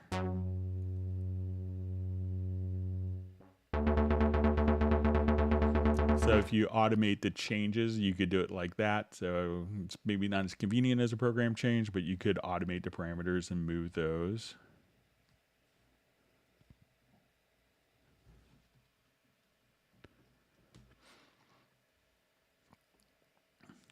So I just see a question, is Hans still using Hallian strings? So, Hans actually has his own sample library that he's used for a number of years.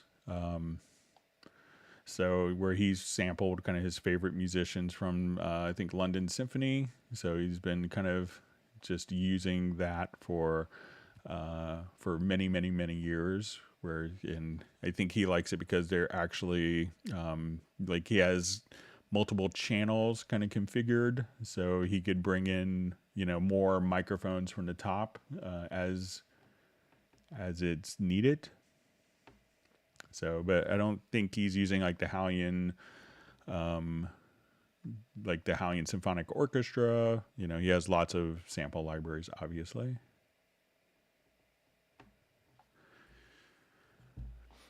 All right, so we see Dallas LaRue from Las Vegas checking in. Thanks for joining us. All right, so we have a question. Hello, I have Cubase 11 and I'm French. Have you guides in French to use it? So I haven't looked for any particular guides in French. I know a lot of the live streams you could actually have the translations, like the closed captioning, translated to multiple languages, and that's why we try to stop at 4 hours. But there may be a lot of resources. I'm not sure. I haven't personally looked for. I unfortunately don't speak French, but I don't really look for French resources, unfortunately. But I know that documentation is in French, as well as the program can be localized to work in French. So if you come to under general, you could change the language to French directly there. All right, so let's see from Sergo. Greg, I would like to see main functions in Dorico. So, I mean, we could spend 10 hours showing kind of main functions in Dorico, but, and there are Dorico live streams called Discover Dorico. So if you subscribe to youtube.com/Dorico, you could check that out. And it's a similar format. I think they may have a bit more like a topic, like a focused topic with questions, but you could, check that out as well. And as Jeff Zabelski is mentioning, you could definitely, you could get a Dorico SE and kind of check out the functions and have two voices to work with. Excuse me. All right. Wonderful to see Gareth on the live stream. Thanks for joining us. So I think Gareth has, Michael Teams mentioned that he has a new job. So we're glad that you're able to kind of sneak us in.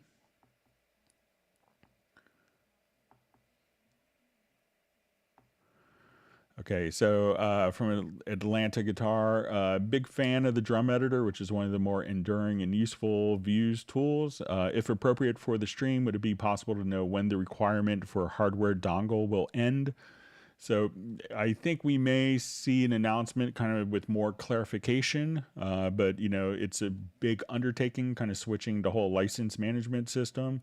So I think there may be an announcement soon that I've seen on some of the Steinberg forums mentioned from some of the staff in the Hamburg office. So I don't have much more information, but they were wanting to let people know that they were migrating away from that. So to a new system that wouldn't require a USB e-licenser.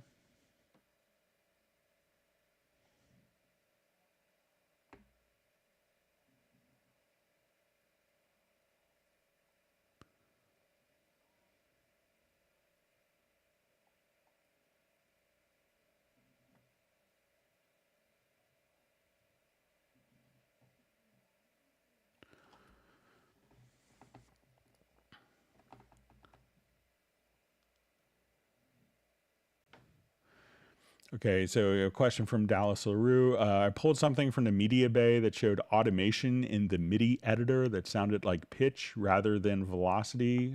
Can you show the difference? All right, so let's say if we'll just do a new project here.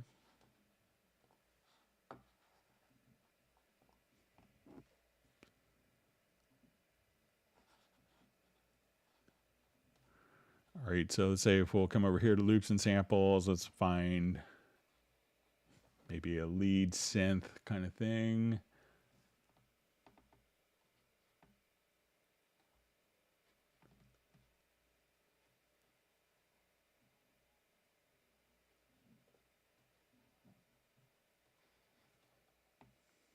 Okay, so let's say if we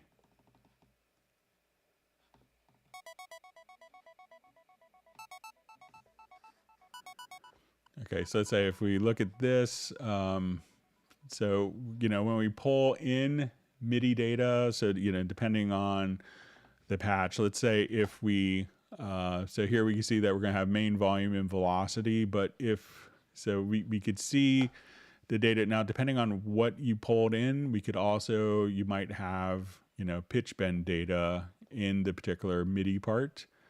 And when we look at that in the event, there is a preference. So if we go to event display MIDI, we could choose to have it show controllers. So if that preference is enabled, we would see kind of modulation and pitch bend and continuous controllers represented visually within the event itself as well. So if you didn't want to see that, Dallas, you may want to just change that to not see the preference. But what it's doing, it's kind of interpolating the controller data that's in the event that's contained within the event, so you have an idea what's going on the actual event itself. So maybe that preference, again, under preferences, event display, MIDI, and you could, check or uncheck show controllers. Let me know if that will help.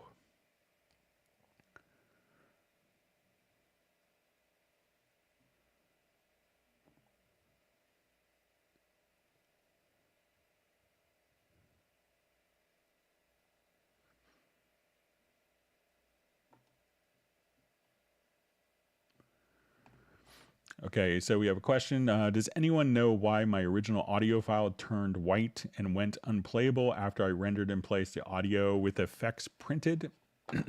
So it's probably, let's say if I do this and I'll just render this. If I want to do a render in place, so I'll go to my render in place settings. So, and one of the settings that you're going to have is where you could just say, and it may default to this, where this under the source events in render settings would be automatically set to mute source events. So if I do this and we render in place that file, it now turns white. And why it's white is because we don't necessarily want it to sound twice when you render. So all it is it means that when it's white is that it's muted. So if you click on the mute tool and then just click, you could mute and unmute the events. But a lot of times people don't want the event to play twice once it's rendered. So once you're playing back the audio file with the effects, at that point, there's no need to have the file playing back twice, which is why by default it is rendered. So once again, if you go to the render in place, to the render settings on the source event, you could choose to it's probably just set to mute source events.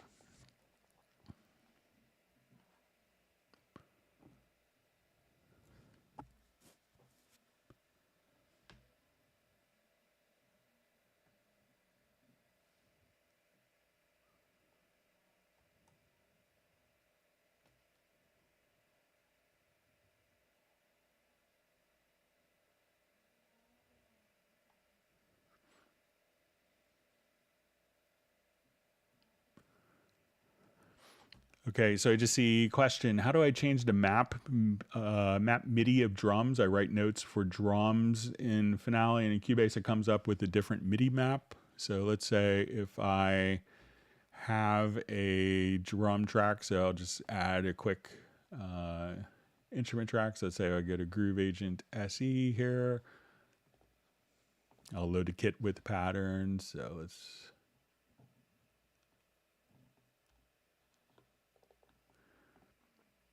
Okay, so if you want to change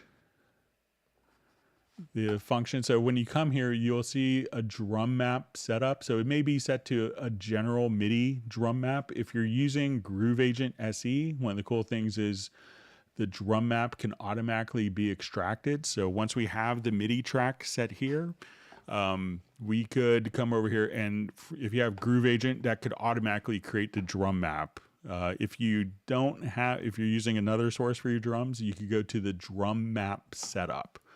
And at this point here, you could, for each of the pitches, you could type in what the drum map name is, save that as a preset under functions. You could save, and then, you could choose to have a different display note. So if you want it to have, different ways of, so when you're doing like drum notation, so that, like your C1 kick drum will notate as F3 on the display, but not, but play the correct sound. So once again, just select the track and you'll see here it will probably default say to no drum map and just go to drum map setup, and then you could create your own.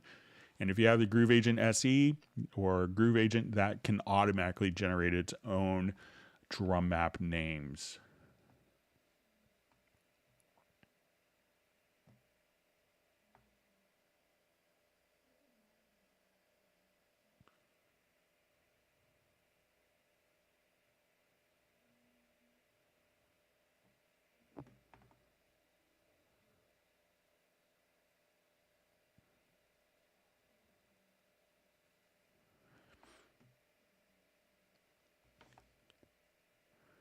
All right, so I just see, so it would be great if there's a trick if you use the mouse wheel for zooming. So, I know that has been, discussed many times. So I generally kind of pass it along, but, it's pretty easy just to use, different keyboard shortcuts as well. So.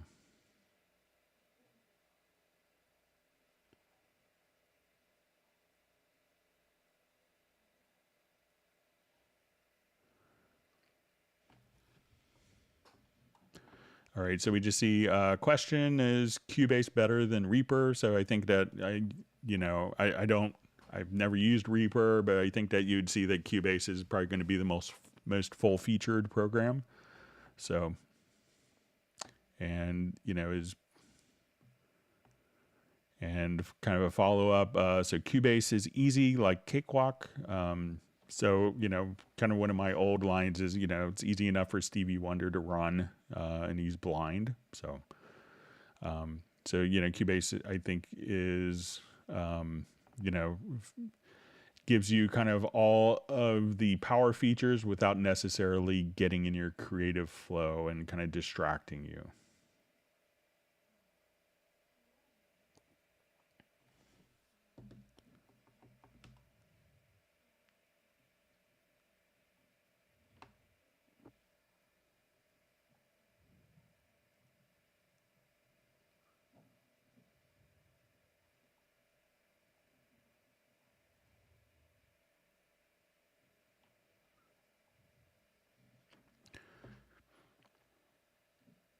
All right, so I just see, and maybe just as a comment, I'm just wondering why prices are very so low and so high in price. So I think that when you have kind of the more expensive programs, they often include functionality that's, only achieved in the lower programs by buying a lot of third-party tools. So I think that often having it, all of the functionality integrated directly, having all of the functionality integrated directly in will make a lot of sense in the long run. It's a better investment. So instead of having to buy like $2,000 of tools for a $200 program, you could buy a $500 or $600 program.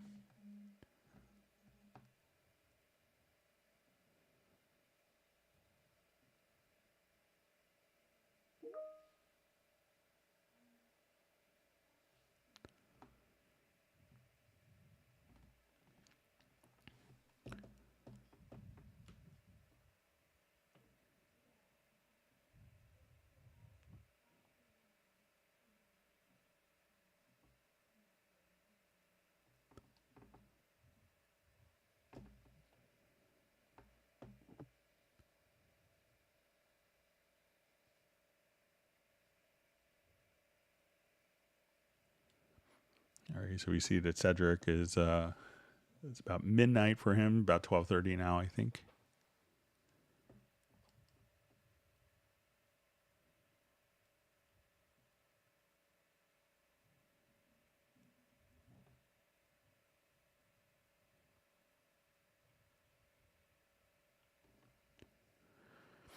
Okay, so I just see, speaking of the USB dongle, how do I replace one if it breaks? I haven't had a problem since I bought it some years ago, but don't know what to do in case. So if you're registered with your USB e-licenser, there is a Steinberg 0 downtime. So if you bought another dongle for, I think they sell like in the US, like 25 or 30 bucks, you could just have a spare one. And then if if yours got damaged, your licenses can be deactivated from your other dongle and reinstated to your to the dongle to the e-licenser that you purchased.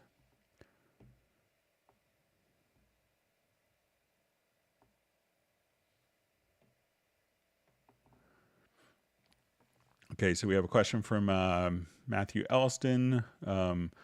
After your advice on my MIDI keyboard playing through Hallion SE, I'm still finding it out of tune with my guitar. I've tried 2 different MIDI keyboards. Advice, please. So let's take a look at Hallion Sonic SE and just make sure that. So So there is, I think, a tuning option in Hallian Sonic SE. So often when I hear this, it's going to be like a pitch bend wheel.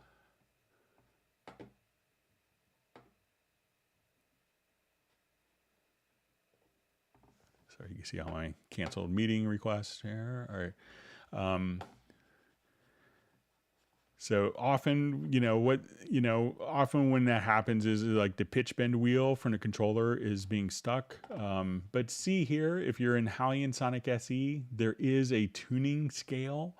So let's say if you're a, A is 432 kind of person, you could just kind of come right over here and have the actual, the actual tuning set up here. So make sure that this is set to the same tuning scale that your guitar is set to, Matt. And let me know if it's doing it with all instruments. But if it's with Hallian Sonic SE, just try to check right there in that particular tuning scale.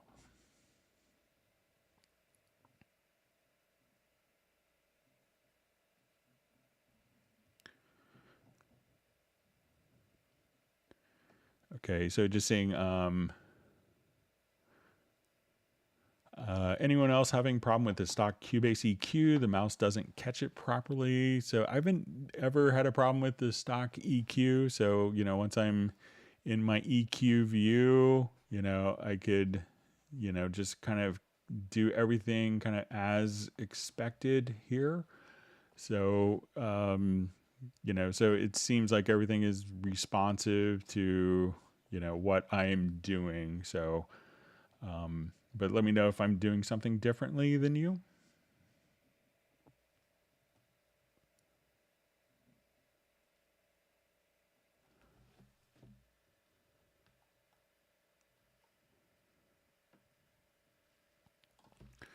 All right, so we have a question. When exporting a video, I only see one option for its size quality of MP4 H.264. Is there no other choice?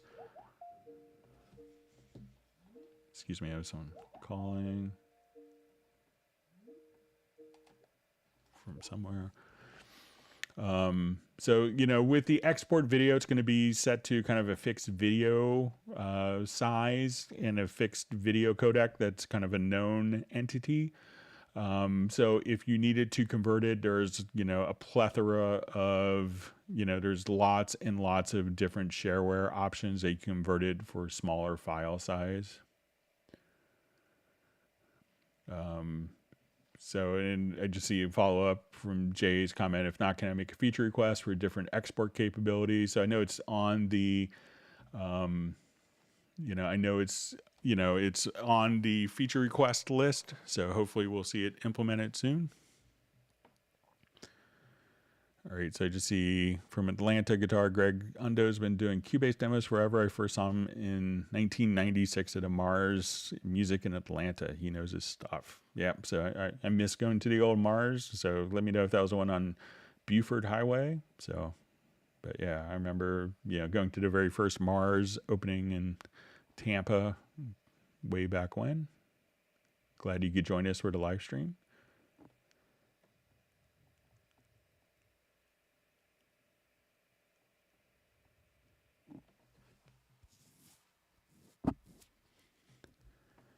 I see Gareth is saying 1996 when I was still in my school uniform. So I wish I was. So.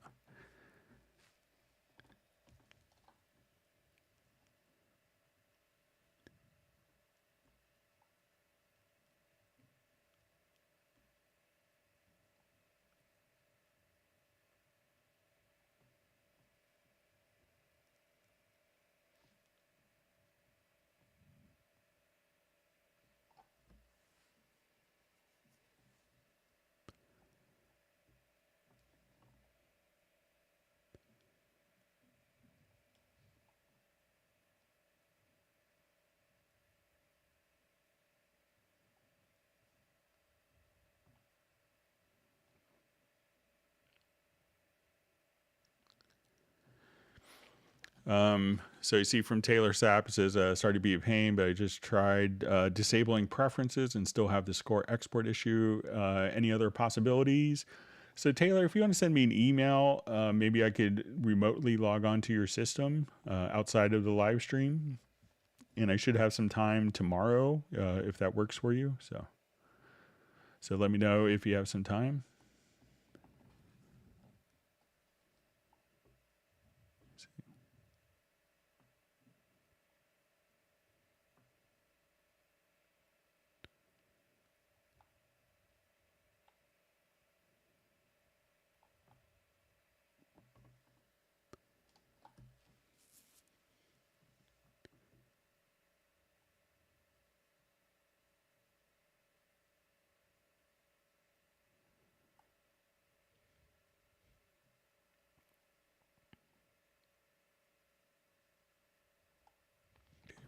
Okay, reading through comments. All right.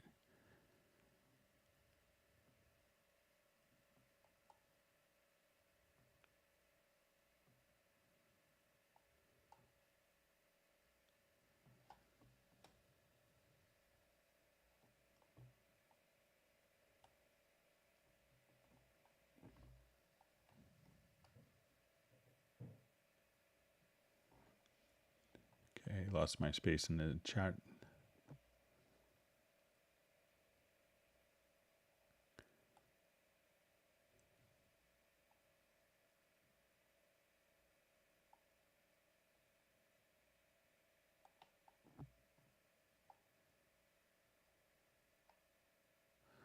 Okay, so I just see from Eric Hall, Greg, concerning UR824 missing, I looked under audio settings, advanced, and discovered I did not have activate Steinberg studio power scheme checked. That should help with some of my issue. Thanks again. So yeah, let us know. So that will be, should make a difference in your overall processing capabilities probably.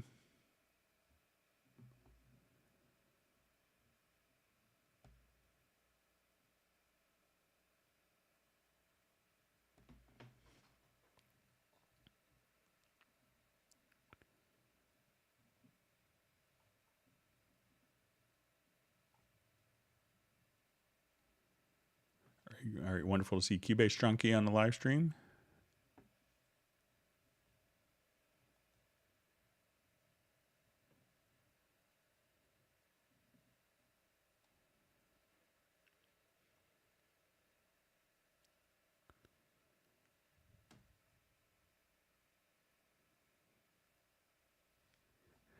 So I see a great comment from Jeff Sabelsky saying Hans has a music library that would rival that of a Supreme Court Justice Library of Law library. So it's pretty accurate. So he's got a lot of great tools, and he's worked very hard to develop them and how he works with them. All right, we're glad to see that Gareth has the evening off and is able to join from Spain in Bilbao.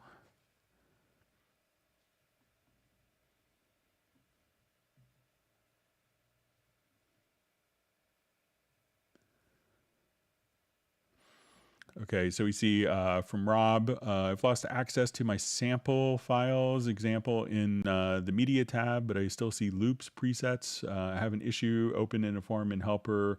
Reno asked if I did I try rescanning the folders? How? So if you are not seeing your files, what you could do is just go to you could go to like the large media bay or hit F5 and go to the media menu.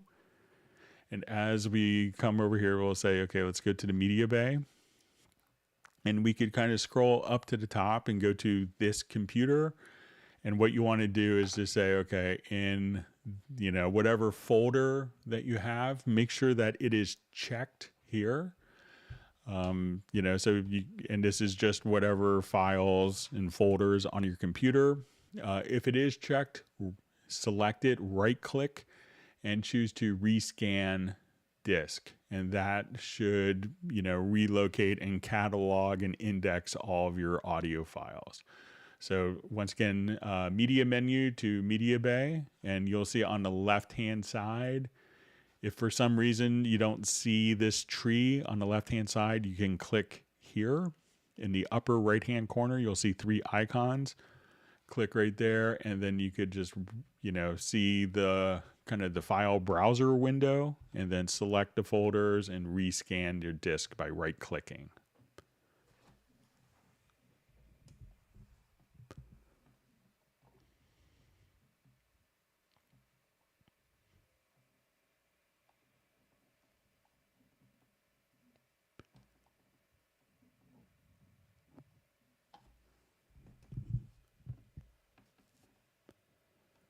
All right, so we see Graham Witcher's joined from the UK. He's saying it's getting a little colder in the UK. Winter's coming. So yeah, today was like the first day that kind of felt very much like autumn here when I was taking my son to the bus stop this morning.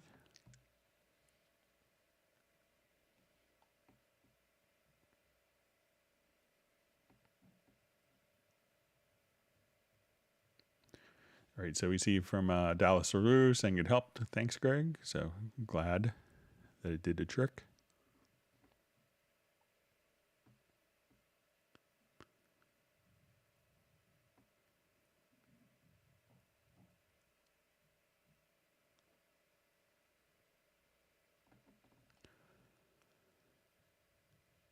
All right, so we have a question from Craig.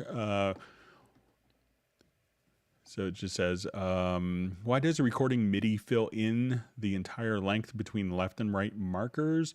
Is there a way to have the event recorded only be the size of the duration of the recording? So I think if we go to preferences, and let's say under, I think if we go to record to MIDI,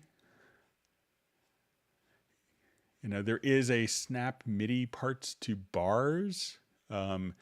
So that could do it, but you may have punch out, see if you have punch out activated. And you could turn that on and off by hitting O, but see if you go to, again, the preferences, and I think this is the default state, snap MIDI parts to bars under record MIDI, and see if that helps with that.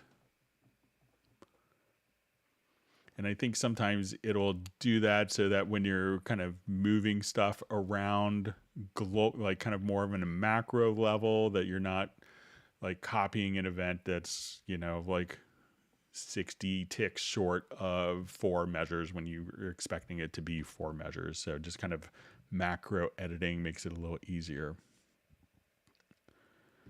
Okay, so Jazz Dude saying smash the like button for Yeti Cubase Master Greg. So I just kind of try to help people, but thank you for the kind of words. And yes, please hit the like button. Okay.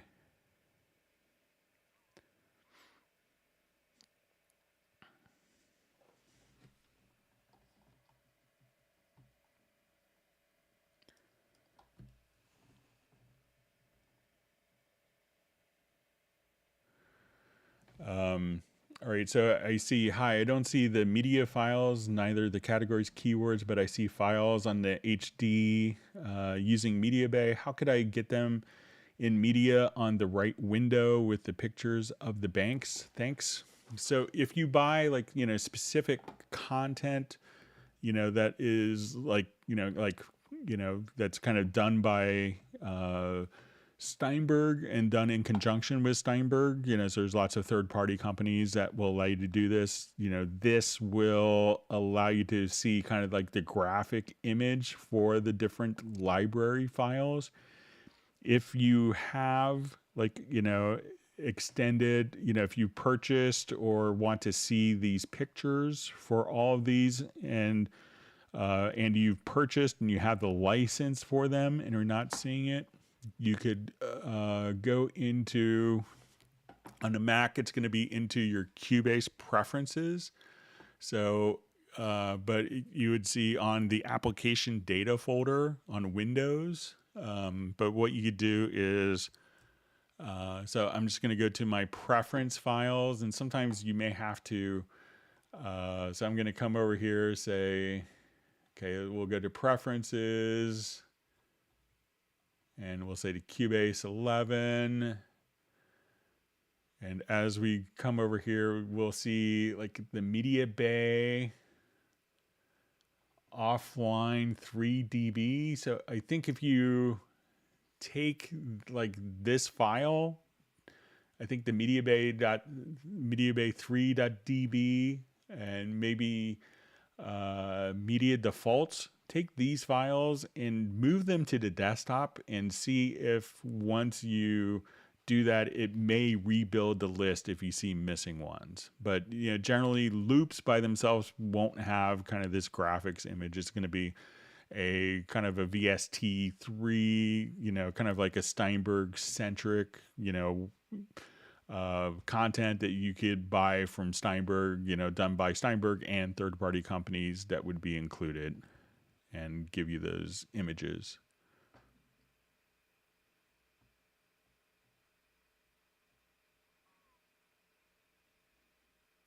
All right, wonderful to see Sable Winters on the live stream.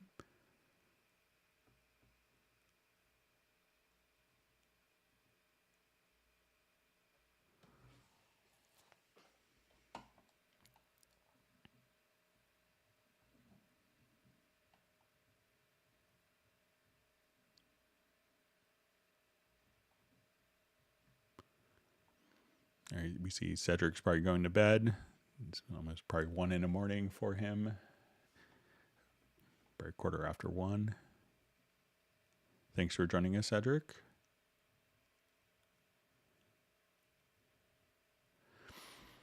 All right, so we see a question. Can Cubase render stuff in Atmos yet, or have you guys not yet worked with Dolby for the renderer? So, Nuendo, which is kind of like has all the features of Cubase plus more post-production and game stuff. So Nuendo has a built-in Atmos renderer included. So it's not in Cubase, but if you wanted to do Atmos rendering, so, I think we're the first DAW that actually comes with Atmos rendering in Nuendo. So it's a Nuendo level feature.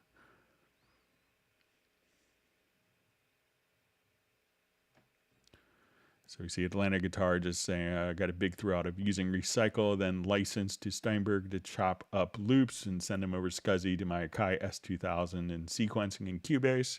So yeah, that was actually actually a Steinberg product, but it was done by the guys that eventually ended up going to start Propeller Heads. So yeah, I remember showing that at the NAMM show. I always have a distinct memory of showing Recycle for the first time at the NAMM show. I think it's in 1994, because our office was based in Northridge, and 3 or 4 days before the NAMM show was kind of the epicenter of the Northridge earthquake. So we had kind of 3 tables set up because our whole booth got destroyed at the, during the, as a result of the earthquake. So I always remember having, the computer with the Akai sampler and sending the samples back and forth, slicing it in Recycle. So.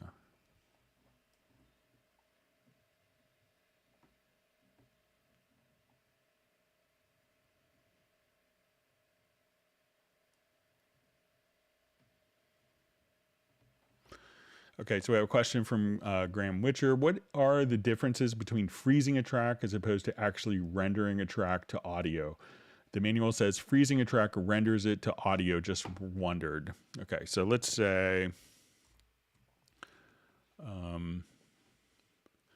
right, I'll just undo a couple. So let's say I have MIDI information here. And at this point, I have MIDI notes. Okay, so if I choose, we could think of freezing as being, maybe like a 2002 kind of implementation. So and rendering is being more like, 2017, 2015 type of workflow. So when I freeze a track, I could freeze the instrument and I come over here and that renders it as an audio file that is in the background. Now I can't really edit this particular note. So if I wanted to edit this, it's frozen. So, and instead of playing back the virtual instrument, it's rendering an audio file underneath, but I still see it as a virtual instrument. So I could render kind of one track or one event at a time.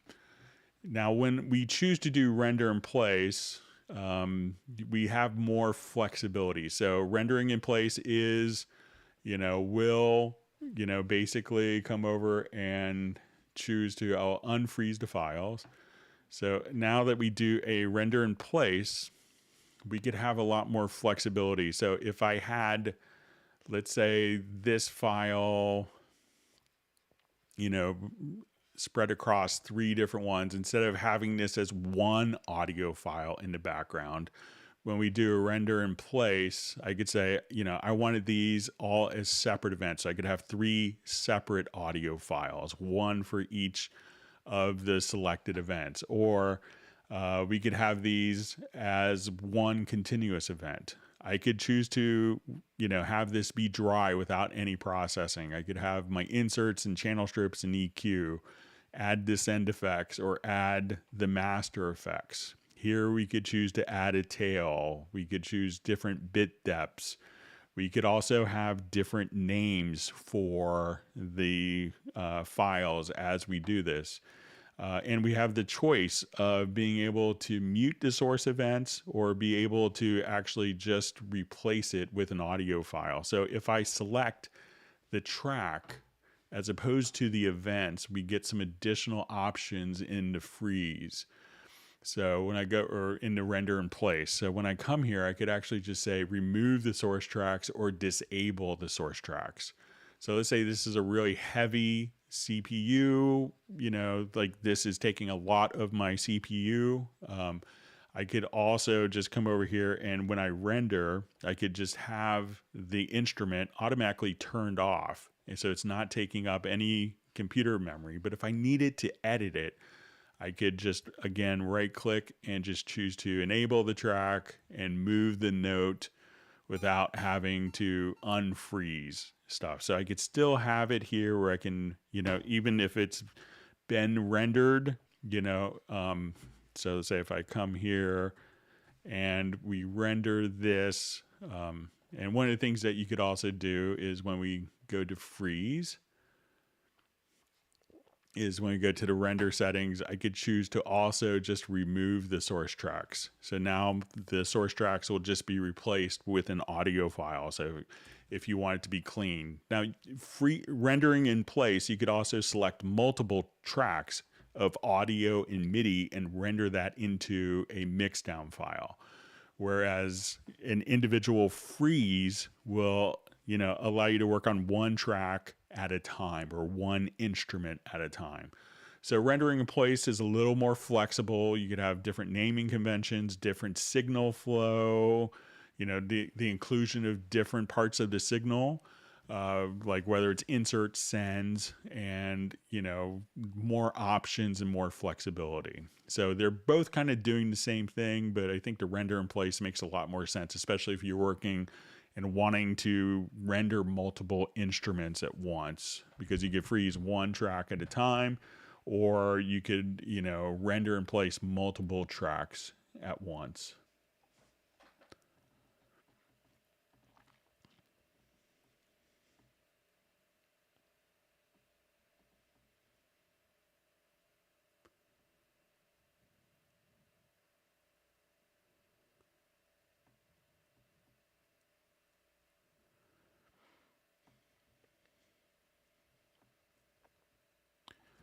Okay, so just see from J Rock Nurse, hi, I only want to update my Cubase to the latest version. I'm running a MacBook Air, so you shouldn't have any problem if you just go to the to the Steinberg online shop and be able to do your updates directly there.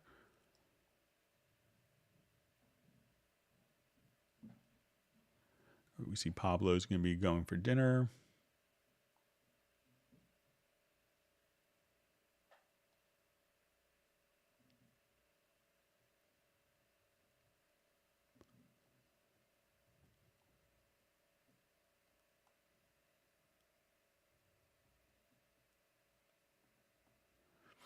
All right, so I just see from Fred Robinson, does someone keep deleting my question? So I don't think I've seen it deleted, but sorry if you haven't gotten it in. But if you just kind of just ask again, we could probably hopefully get to your question. Sorry if it's been missed.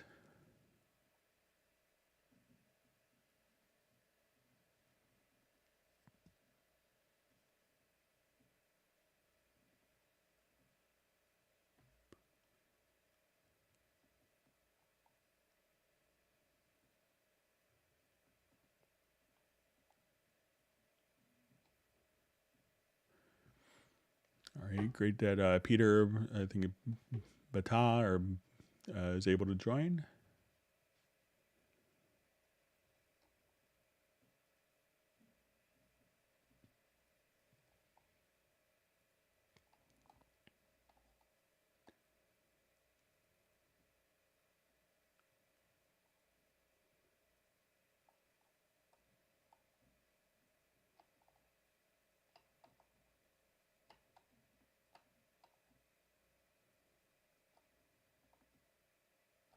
Okay, just my chat field moved on me, so.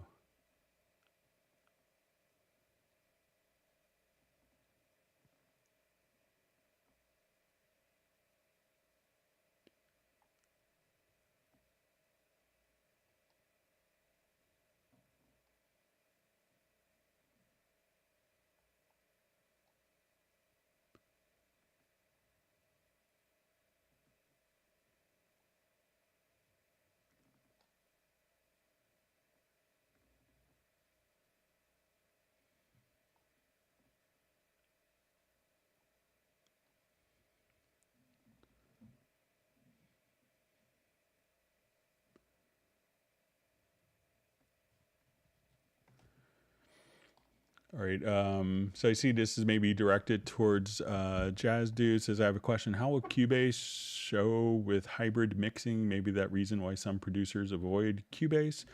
So, if you're, if hybrid mixing is using kind of, a traditional, software and hardware in your projects, Cubase does that very well. And actually Cubase is the first program that actually did delay compensation for external processors. So, if you wanted to do hybrid stuff, you could just come right over here and, once you have, go to your audio connections on your studio, and you could have external effects. So if you wanted to have like a reverb or compressors connected, you could now just go to instantiate them just like they were software plugins, and even kind of, measure the delay to do delay compensation for them. So if hybrid mixing is using kind of hardware and software for processing, Cubase does that very well.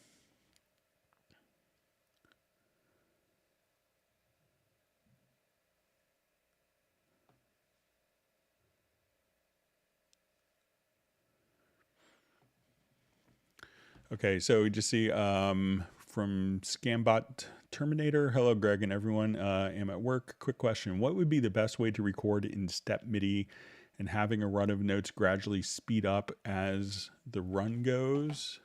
All right, so let's go ahead and create that.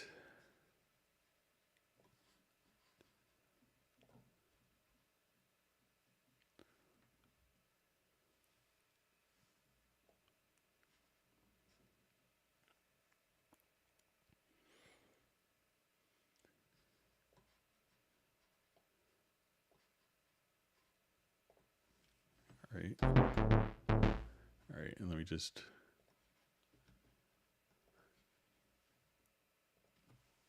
All right, so let's say if we wanted to do this, so, as we do this step input, you could just kind of change the rhythmic value.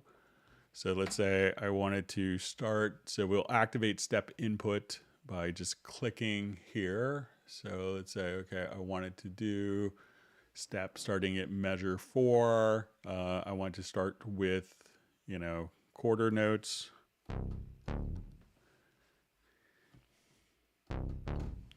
And let's switch this to eighth notes.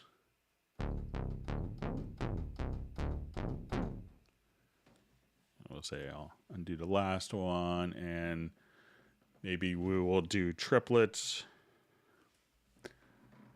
So we'll say an eighth note triplet.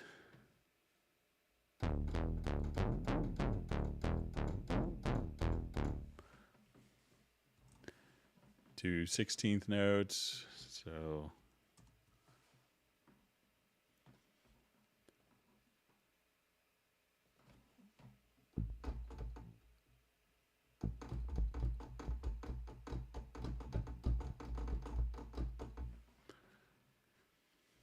And I'll just take that down.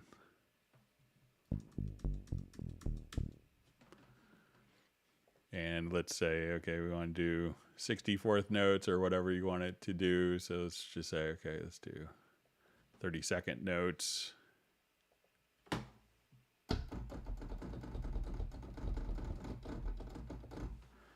So now if you just wanted to go back and listen to it, we could just say, okay,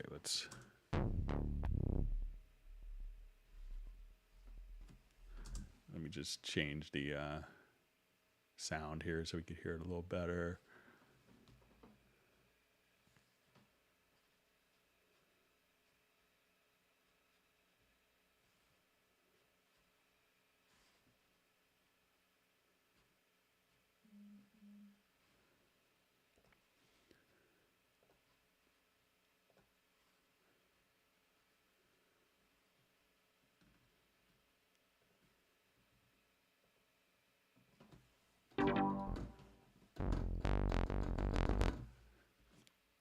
So as we just kind of entered that in, we can now just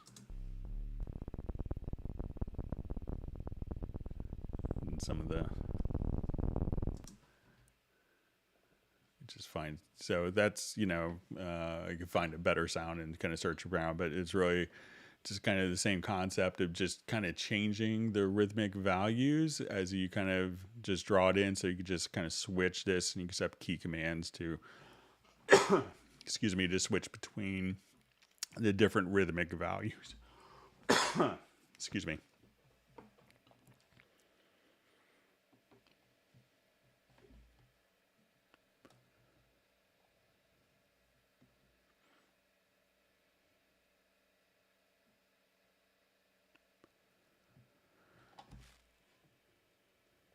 Okay, so I just see a question from Andy6358. I'm sure it's possible. Is there a way to use curved fades on audio without opening up the fade editor?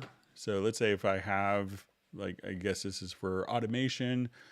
So let's say if I have an automation point here, all I had to do is, so I just kind of selected a region. So if I have like a fade in and fade out and I want to do curves, as soon as we have two different points here, so, you know, I could select kind of a range of automation using kind of the range tool.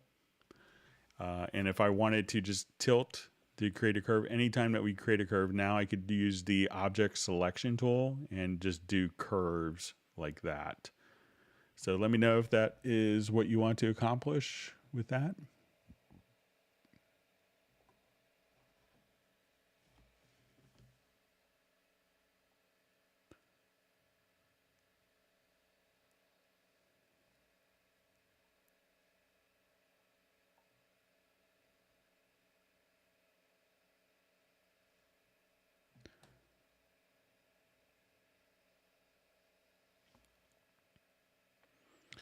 All right, so I just see I may get more songs to play bass on for Gareth around Christmas, so that'd be fine whenever you have songs.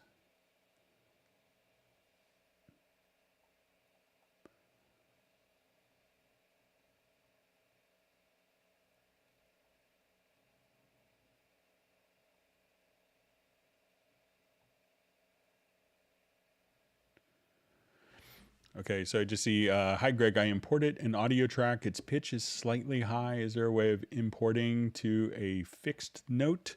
So probably, I'm sorry for hitting my mic, but probably what that would indicate is, you know, is that a sample rate mismatch. So if you go to your project menu to project setup, make sure that the audio file itself matches the sample rate within the project. So, you know, often when you say the pitch is high, I would say it's a 48K file that was imported into a 44.1 project, and that would make it kind of almost a half step higher. And there is a preference to kind of avoid this in the future. So where you could say, okay, editing audio, and you could say on import audio files, convert to project settings and copy to project folder if needed. So that's a preference that you could do, but it's probably just going to be a sample rate mismatch.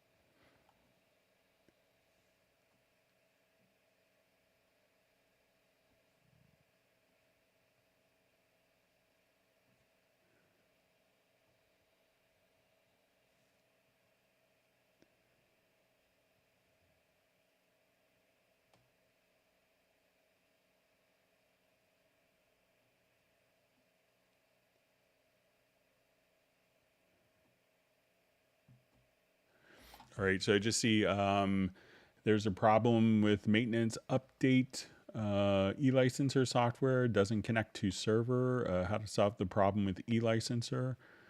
And I just see when it is full. So one, make sure that you do have internet connection with that. So if you're doing a maintenance update. So I'm not sure if you're doing it like a Cubase maintenance or updating the e-licenser software. So, if you're updating the e-licenser software, it doesn't, it's just a standard download. But if, so if you want to email me, and I'm not sure when it says when it is full, I mean, you could have hundreds of licenses on your e-licenser. So I'm not sure if it's full that way, but periodically the license server may be going through different, maybe updating or something like that. But I usually kind of get a heads up email when that's going to happen. So, but if you could send some more information, if you want to email me at clubcubase@steinberg.de, I'd be happy to just check to see if it's, if there's any issues currently going on.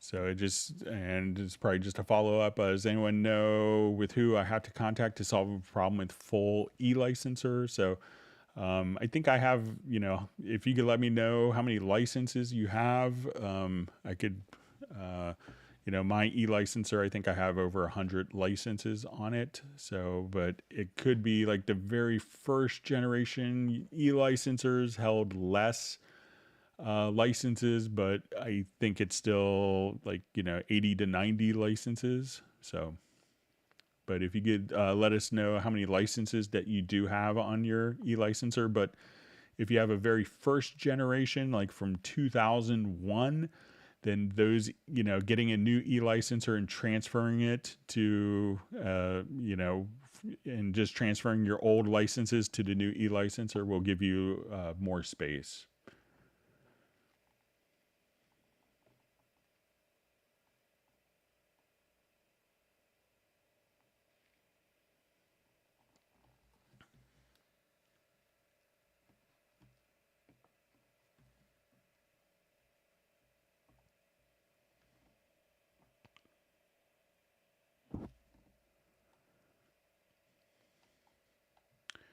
Okay, so we see a question. Hi, Greg. Love your work. My question for today is, what is VCA faders and how is it useful? All right, so VCA faders kind of replicate the workflow of kind of older large format consoles. Before consoles had a lot of work, before they had moving faders, how they would often work is they would automate the volume of the automation. So the automation was handled through a VCA that would increase and decrease the volume. So let me see if I have my file here real quick. That I'm thinking of. Okay, so I'll just...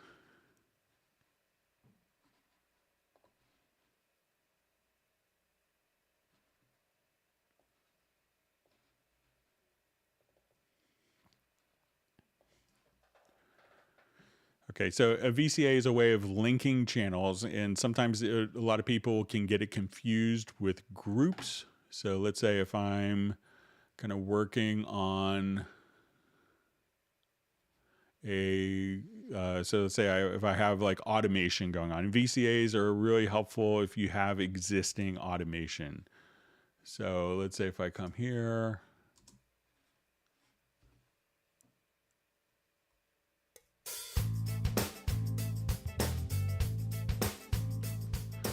so let's say I have automation going on of all of my drums and kind of going in contrary motion where they're kind of going up and some are going down. So what I could do is I'm going to take these particular drums and send these all to a VCA. So I'm going to select my drums and then I'm going to right click and I'm going to add a VCA fader to selected channels. So now all of these channels are being sent to the VCA. Now the VCA, as opposed to a group, the VCA doesn't sum the audio. So it's not going to kind of capture the audio. It's just going to control the volume and kind of basically what's mimicking an older voltage controlled amplifier. So, so we can't add processing on a VCA group. So, a group, we could take all the drums and add a compressor on the group, but that's not really the intention of a VCA.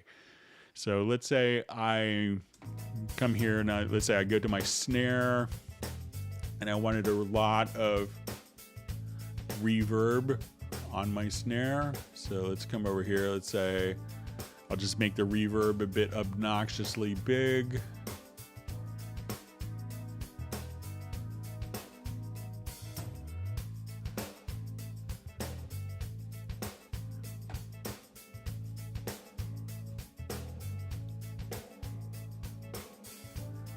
All right, so let's say I have this, my reverb on my drums set on my snare set exactly how I want.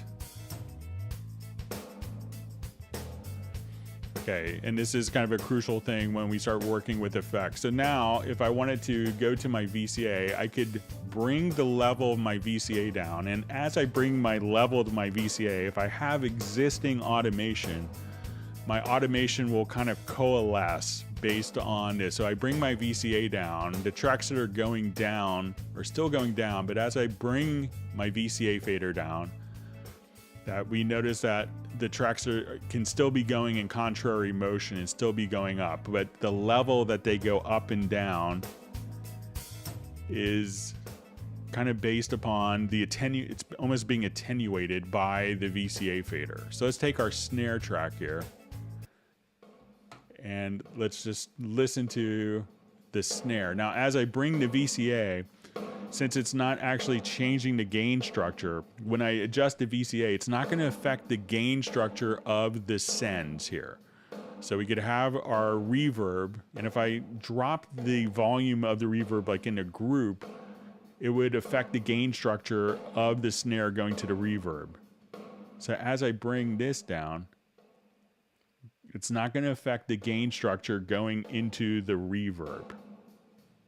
So we had the same amount of the send. So it's not affecting the gain structure there. And so we have our existing automation. Let's say I automate the VCA. So I could take this and I want to bring this down, but I have existing automation already that's on the track. So let's say I bring up my drums now and we bring the volume up. Okay, so I'll go to my snare track and let's look at the snare track automation line here. So we go to our automation lane and I could see almost two separate values here for the automation. So I could see the original automation and the automation, what the automation would look like if we took the VCA into account. So we see these two values. So if I wanted to actually say, okay, I want the automation to kind of coalesce to show me the result of the VCA, but we could click on the VCA folder here and we could say combine the automation of the VCA and the linked channels. And now the automation will be, even if my automation was going down while the automation of the track was going up, we could just automatically coalesce those two together. So that's when it gets into, if you have pre-existing automation, VCAs offer a lot more flexibility. And if you have a lot of effects, you don't want to bring down the group volume, because then the balance between the wet and dry when using effect sends can be altered unexpectedly and in an unwanted manner. So that's kind of what makes VCAs unique and special.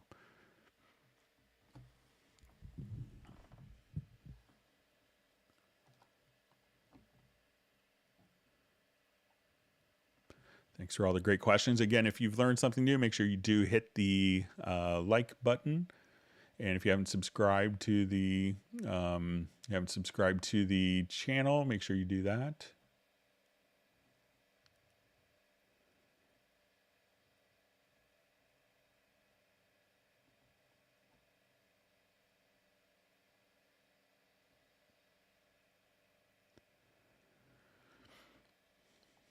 All right, so we see a question from Jeff Sabelski.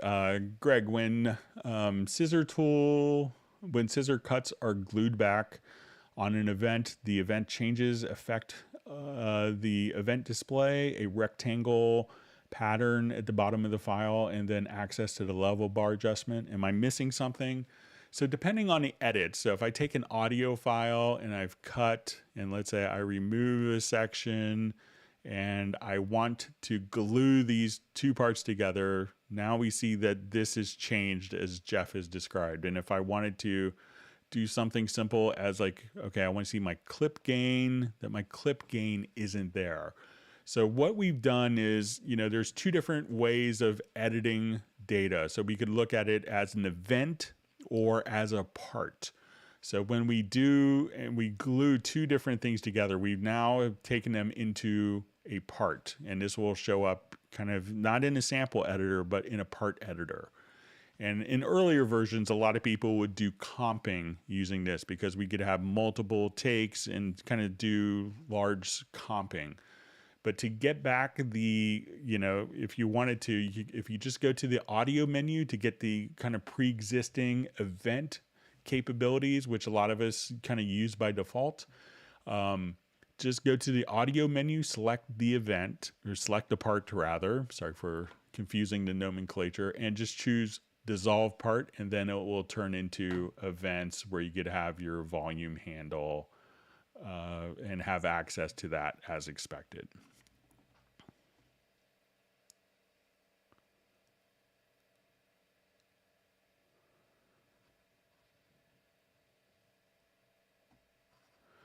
Okay, so we see how to split stereo track without merge the channels. So let's say if I'm here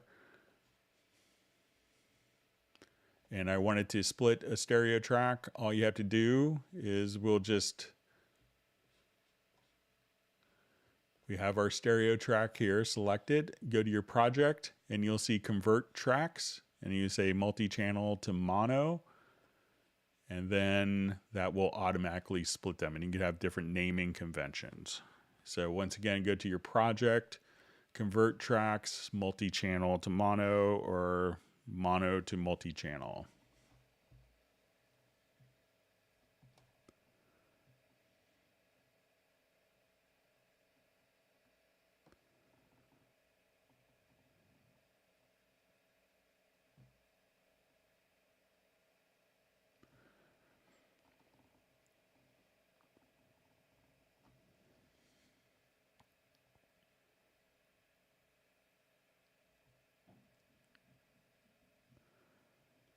All right, so just see, Does anyone know who I have to contact to solve a problem with full e-licenser? Do you have any emails? So probably the email address may be different depending on what country you're in, because different countries will have different support systems. But probably if you just, Google, it's like,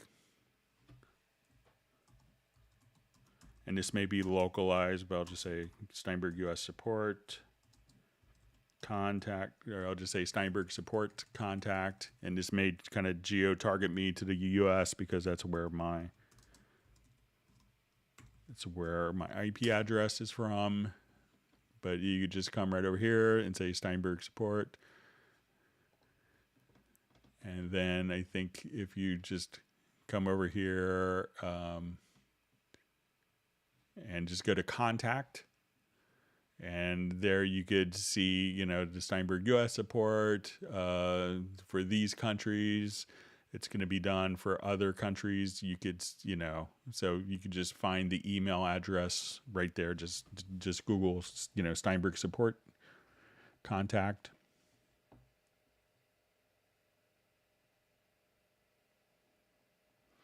Okay, so we just see question, please. What's this stream about, so I can understand what I'm expected to learn from this. So what this is we do these Club Cubase live streams twice a week, and they go for about 4 hours each time. And the concept is that users can ask any question, and we'll try to go through all of their questions that users have. So there's not a specific theme other than answering end user questions directly.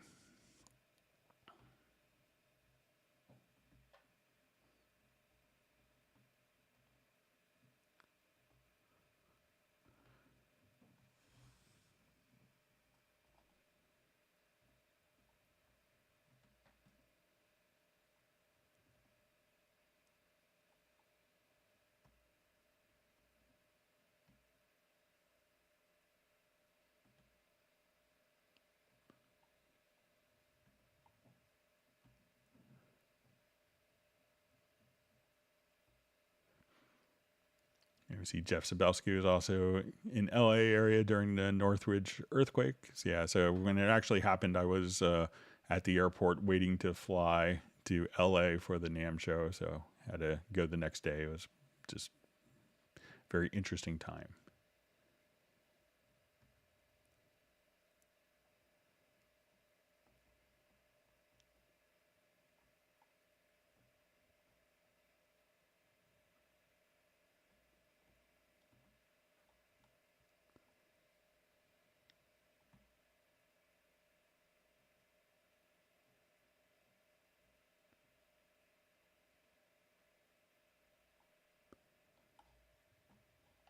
Okay, reading through comments.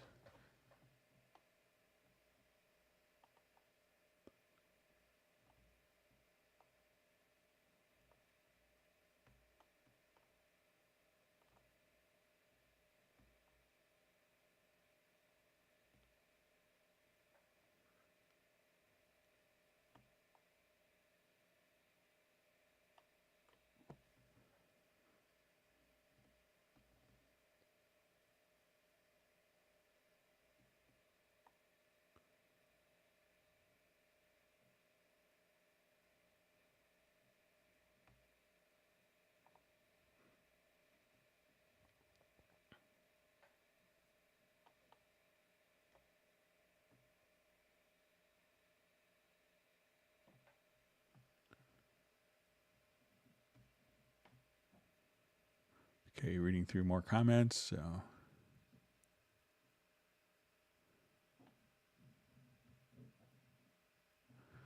Okay, so we see from Graham just saying, thank you, Greg, for the really in-depth explanation of freezing versus rendering. I hope it's beneficial to other Cubase users. So, yeah, probably any question that someone has, someone else has it as well. So.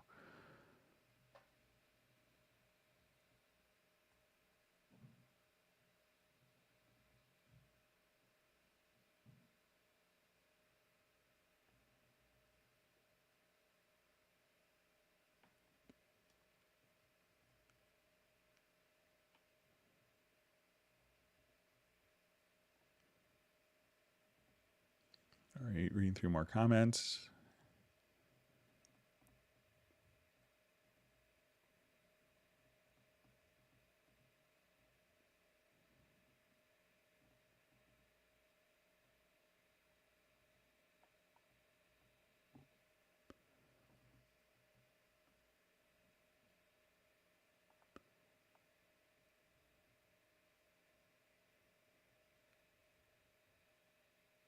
All right, so we see Michael Teens has been able to join the live stream, so it's always now we'll probably start the virtual ice cream distribution.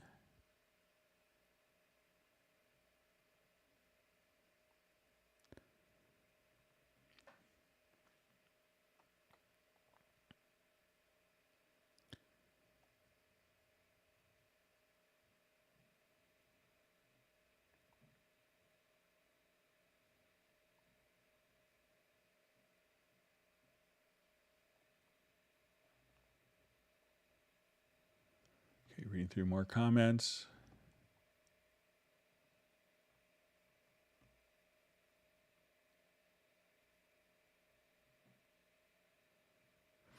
Okay, so I just see Max Arrington saying, Greg, for the people trying to get the e-licensors to work, tell them to try switching browsers. So yeah, you could try that, but generally the e-licenser doesn't utilize a browser, I don't think. I think it's kind of a direct connection. So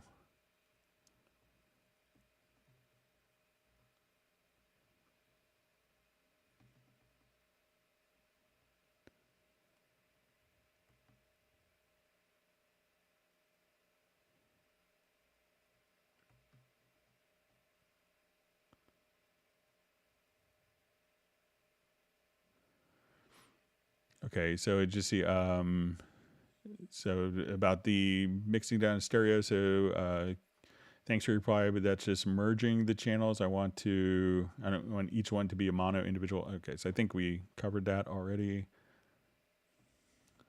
Okay, Michael Teams wants people to whack the like button.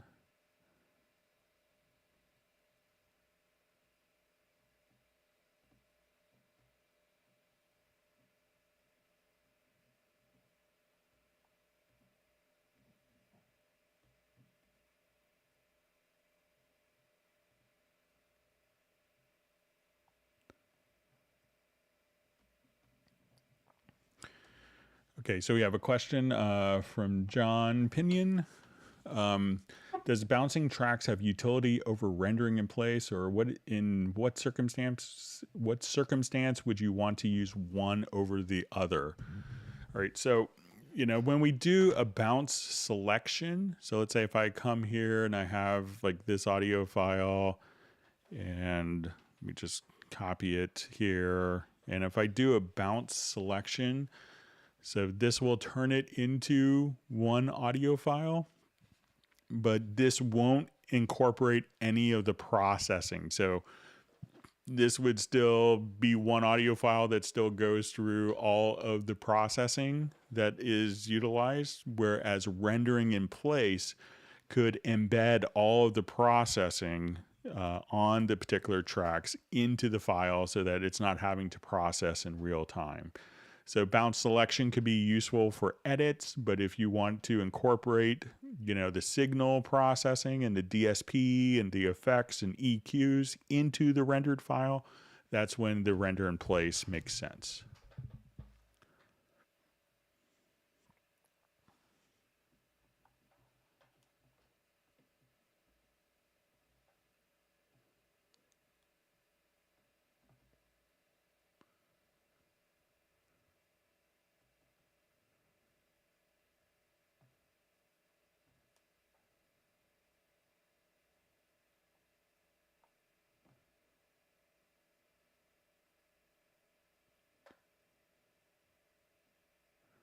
Okay. Great, reading through more comments and questions. Thanks for all the great discussion.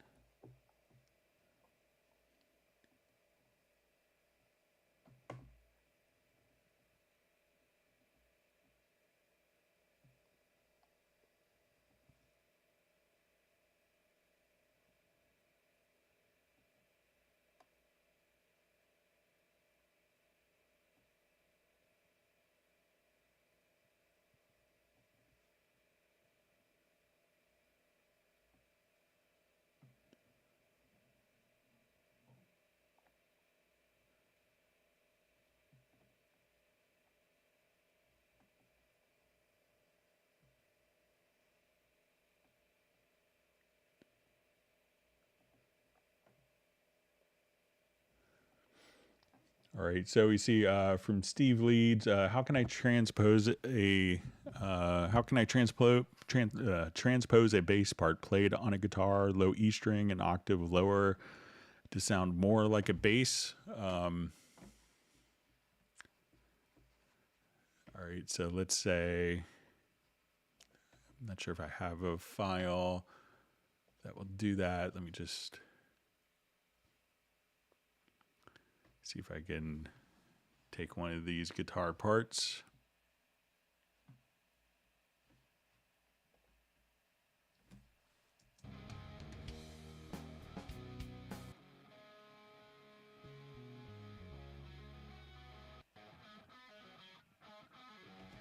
Okay, so let's say I want to take that little that little hook guitar part here. Okay, so let's say I just want it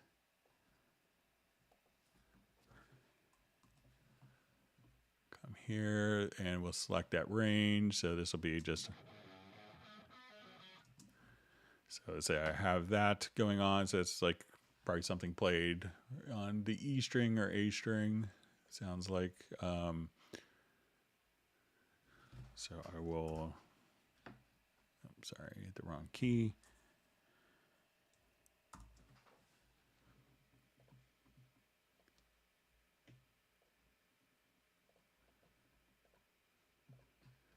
Okay, so let's say if I can just transpose this, let's say -12, and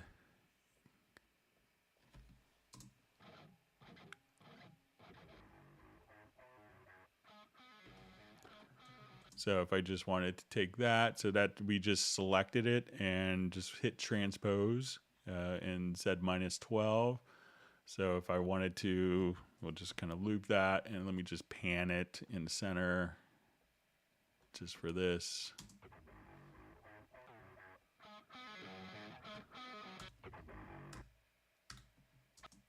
Sorry, let me just hit the wrong button.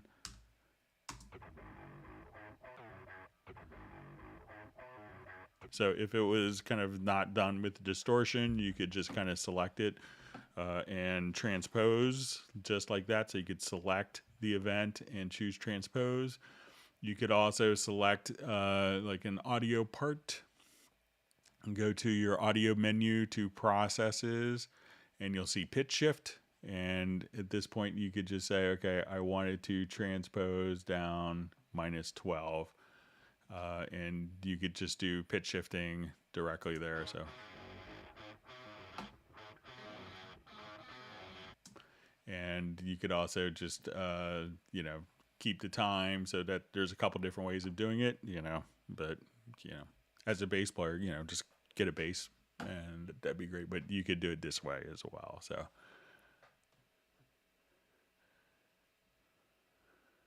all right, so bear with me a second. I'll undo that processing.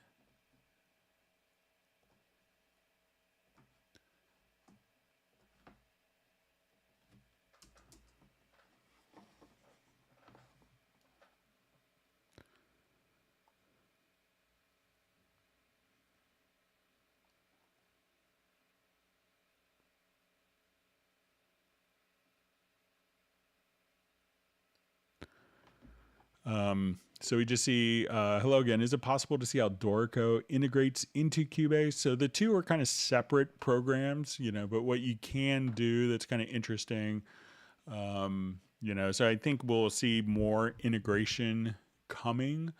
But if I wanted to just, you know, select an event here, so let's say, okay, I want to take, you know, a cello part from this piece, and I have Dorico open.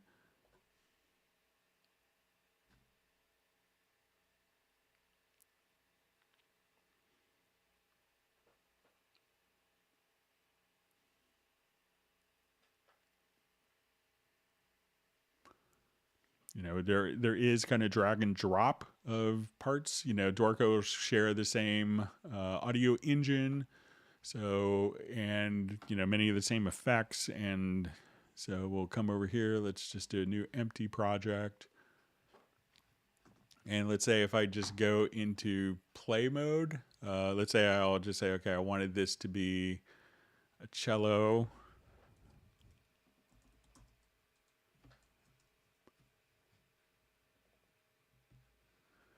All right, and then Dorco, you have kind of like a play mode, so I could actually just kind of take a cello part here from Cubase and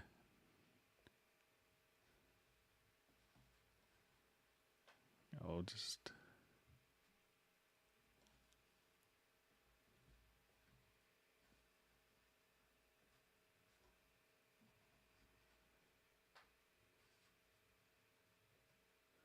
and you could just kind of, you know, drag and drop the data. So even if you're kind of in write mode, and then you could just see the notation. So, but I think that will be kind of a, you know, a concept of coming of having more integration between the two programs. But, you know, as Dorco is a fairly new program, we wanted to make sure that all the kind of core Dorco functionality was already kind of, you know, we didn't want to hold up kind of getting all of the advanced notation features incorporated into Dorco. And I think the next steps conceptually that we'll see is going to be more integration between the two programs.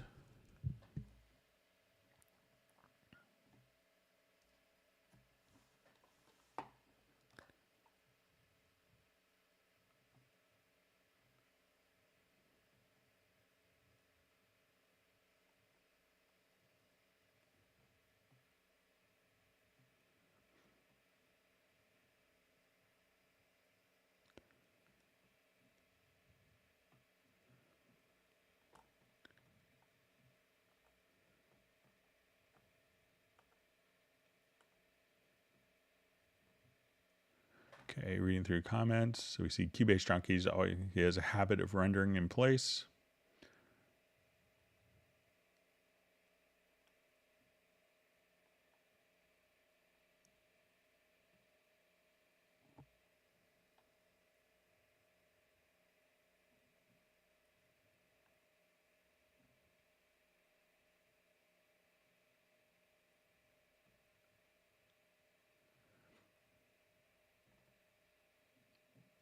See Mark Rabin's asking if anyone's here from Virginia. So I'm in Virginia as well. I think there's maybe some other people.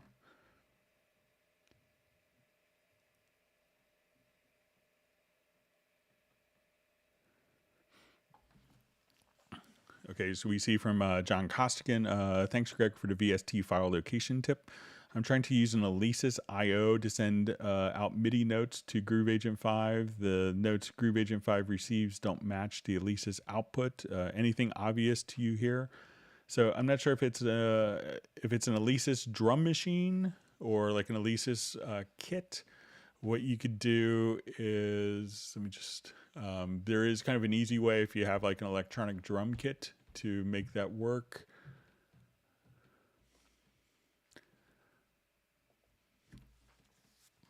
And it's pretty easy once you kind of know where to click. So let's say if I'm here and I want this to, you know, to learn the MIDI note. So let's say, okay, like, you know, I hit the kick drum pedal, it's playing a cymbal or something like that. You'll see this little option here for use hardware controller mapping. And then you could just edit learn trigger note. So then hit the kick drum and whatever drum that you hit will be captured to input this MIDI note to play this sound. So once again, just kind of click here and then you'll see edit learn trigger MIDI note. So if you try that, and if you have a, you know, there's an E-drum controller, which I think is Roland, and you have like Yamaha controllers as well, where all the mapping could be handled here, but you could save it as a preset as well once you have it all mapped. But once you do that, just select the pad and you say, okay, I want to hit the kick drum, turn that on, right click, edit, learn the trigger note, boom, and hit, you know, and just simply hit the pad and that will automatically assign the MIDI note to trigger that pad. So let me know if that's what you mean by the Alesis IO.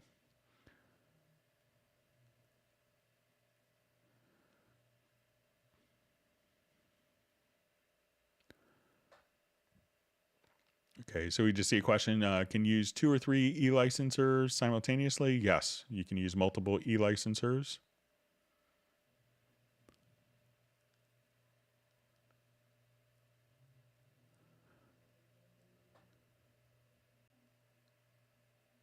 All right, so I think Jean-Marie is on the live stream, so great to see you on the live stream.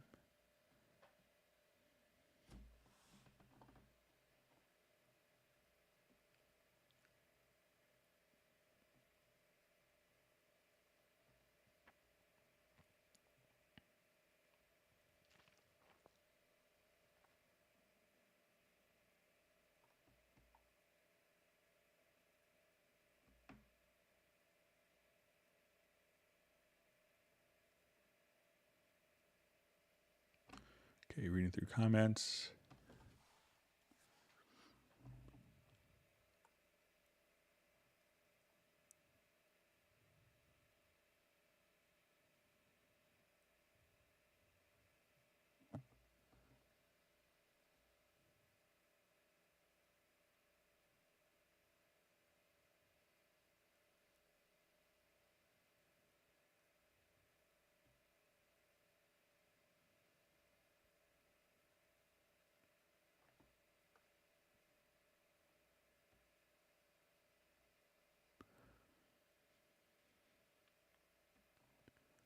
Okay, so I just see I will bounce when I want to force a discreteness from John Pinion. I will bounce when I want a discrete separate copy, such as when making harmony vocals. I don't know if there's a better way to do this. Yeah, so, when you create harmony vocals, it could, it will automatically create new audio files for you as well if you're doing it with the generate harmonies under the audio menu.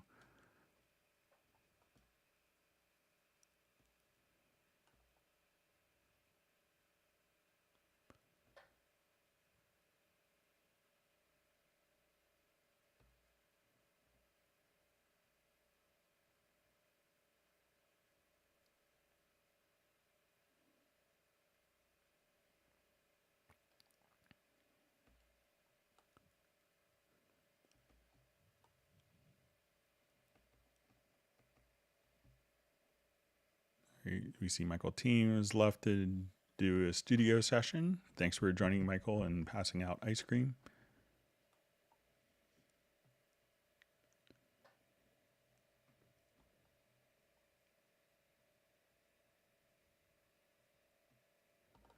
All right, so we're at, I think I've caught up with the questions. I know we had questions that were sent in advance, and we had quite a few, so let's go ahead and get to those. And if you've learned something, make sure that you learn something new. Make sure you do hit the like button. And at that point, if you haven't subscribed to the channel, make sure you do that as well. All right, so I think I have a project I prepared for some of these questions coming up.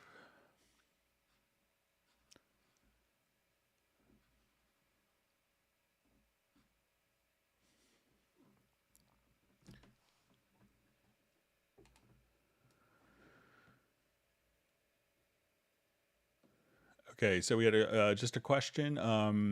So this is a correction question. Can Greg do short show up for Steinberg electric bass library in the Absolute 5 collection? Please show the 2 views showing the fingerboard and view as Hallian 6 instrument, not macro view.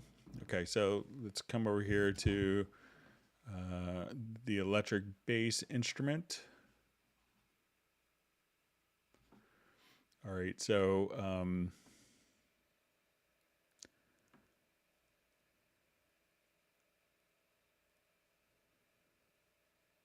okay, so when I want to just look at it in, so let's say if I just, just for the view, I could come over here and so let's say I've loaded up the electric bass and I wanted to edit. So here we could see, a lot of we can see some of the sound settings, different zones, MIDI, modulation mapping, some of the samples, wavetables, etc. But most of the time when you see this, you're going to be dealing with the macro view. All right, so we could start off, let's say, okay, I wanted this to be like just a normal, clean jazz bass. I think I'm gonna have to jump up an octave. Okay, let me go up one more octave here. Sorry, let me adjust my keyboard.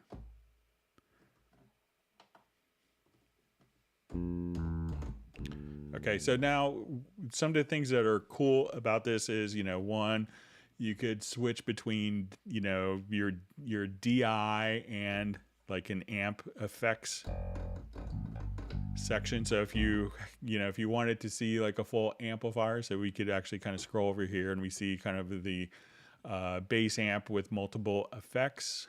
So we could dial that in. And as a bass player, I like that, we could have like kind of a typical jazz bass sound. If we wanted this to be like a P bass.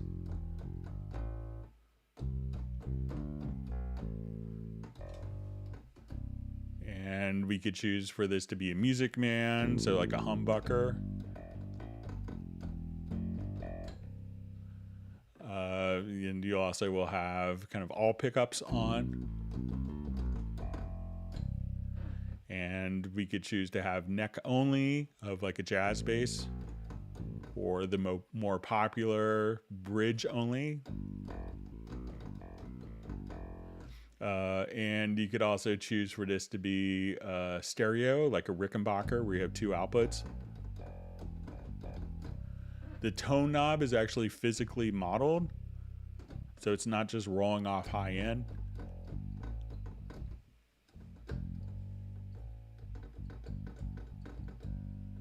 So you're able to do that. Now you could also choose to have this, do different styles of players, and these players would actually kind of indicate like when, as you're working with it, what notes that it's going to choose, and you'll have different articulation. So we could choose to have this be like a slap bass.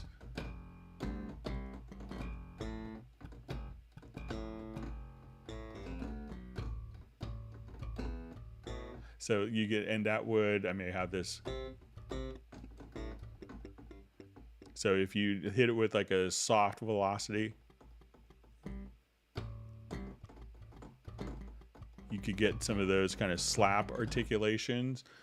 Something a lot of libraries don't do well is actually just kind of like a muted bass.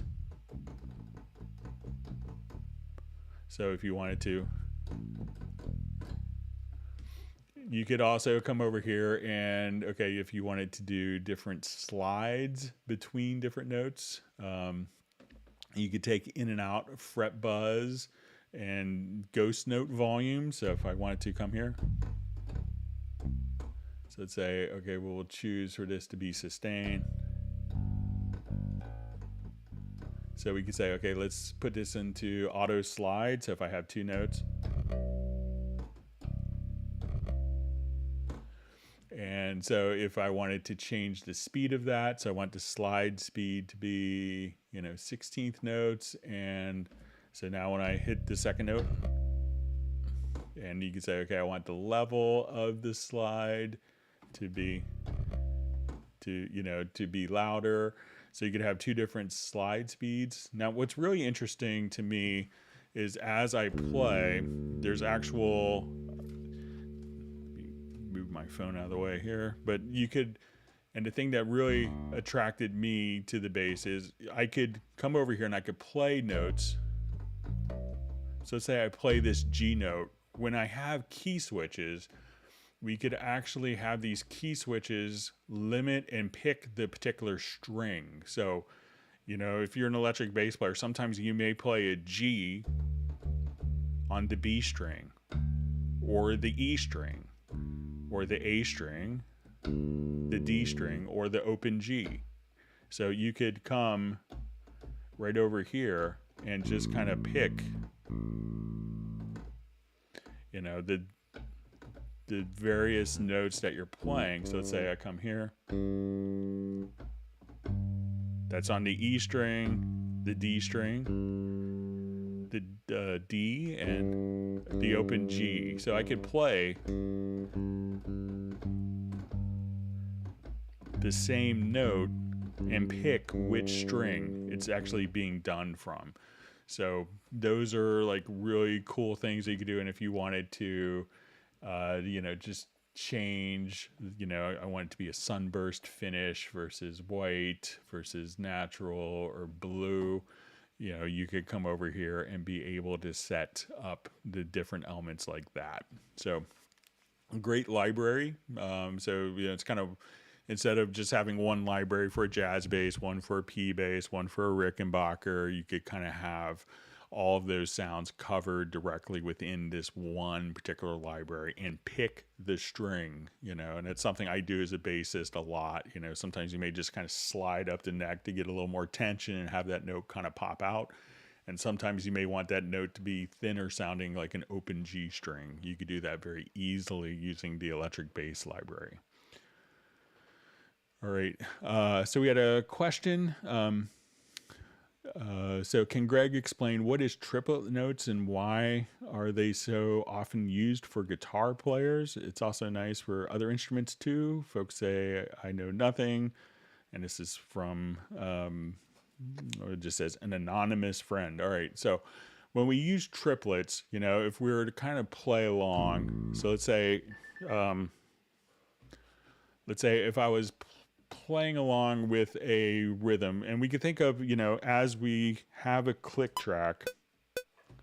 So I'll just slow this down just for, so, if I was doing like whole notes, that would be like 4 beats.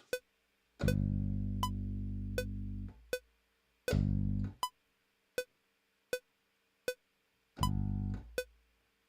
me just, so if I play a whole note, that would be 4 clicks, half notes, and then we have quarter notes that match the metronome. Then we have eighth notes, so we go.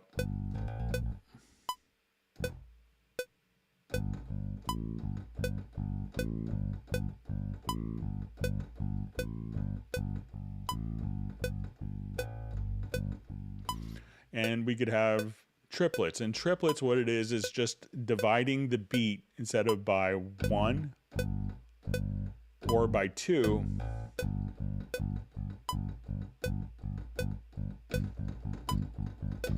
Into 3. So you can often say like triplet, triplet, triplet, triplet is a good way to think about it. So you could just kind of take the beat and put 3 equal rhythmic notes into one beat. So that would be like a quarter note triplet or an eighth note triplet. So I go.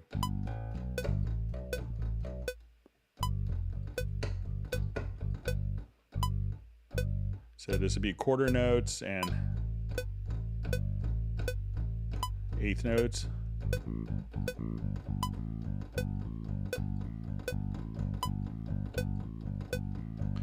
So you could go, okay, I want quarter notes.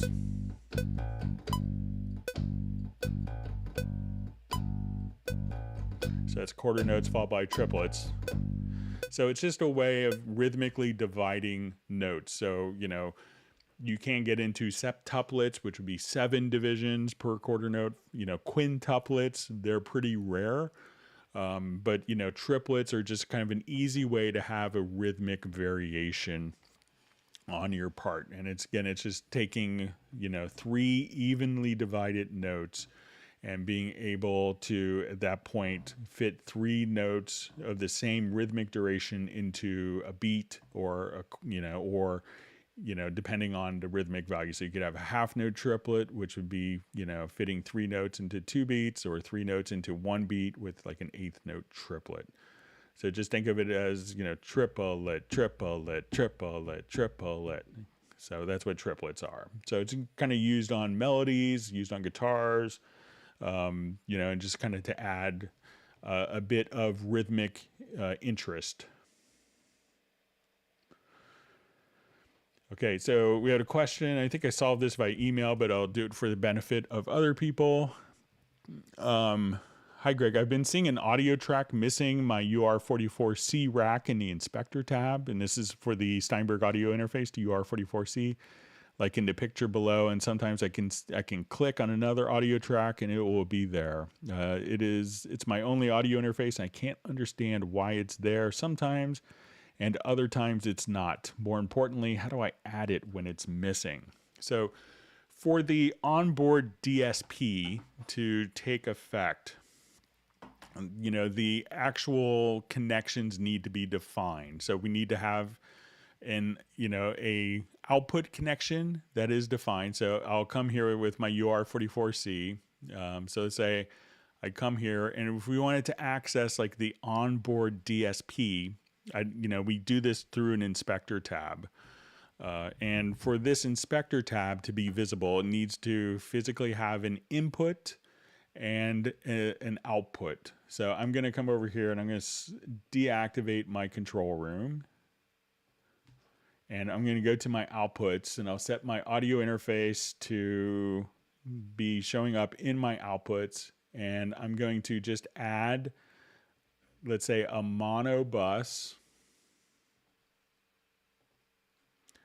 Okay, and then I want this to go to input 1. So now when I go to add my tracks here, at this point I could see my UR44C options will appear. Now, if this track is not set to an output, which is the case in that we saw in the picture, if this is set to no bus, then there's it's lost the connection of where to insert the UR44C. So we need to make sure that we actually have a bus, an output bus defined, and then the UR44C will become, the inspector tab will become visible again. So try that, and I got confirmation that already kind of solved it, but just for the benefit of other users, we would include that.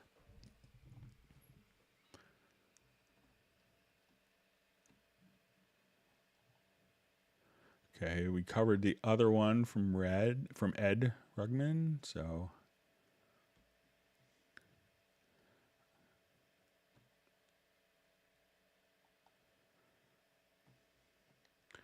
okay, so we have a question. I often use the MIDI modifier to keep playing in an easier key since I'm not a very good pianist. But when in a piano roll, whenever I move a note, the note I hear isn't relative to the new key. Like a C is still a C, even if I'm -2 on the MIDI modifier. So it's a bit frustrating to move notes around and to hear the wrong note. Is there any way to avoid that? I don't know if this makes any sense. Anyway, thanks for the help. This is from Neil. All right, so let's say if I have MIDI part here and we listen to it, and we'll say this is going to be probably a strong tonality of C major.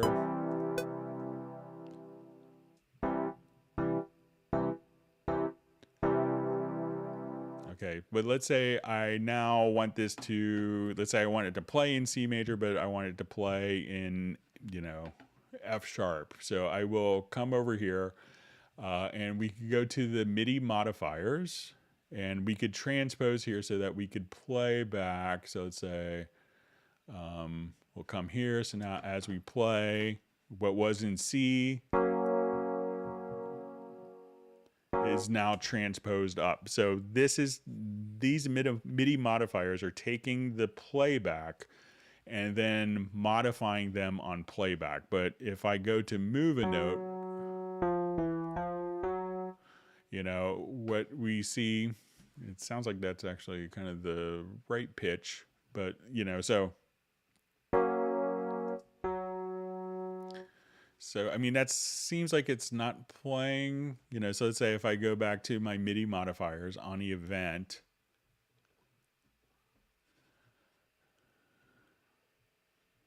so let me just come here and just check one other thing. So if I go back to 0 here and switch, and so that seems to be sounding like when I move notes, that seems to be. So I'll just come back to the MIDI modifiers. That seems to be kind of working as expected. So let me just move the pitch here. But I may have activated one other thing, which is the indicate transposition.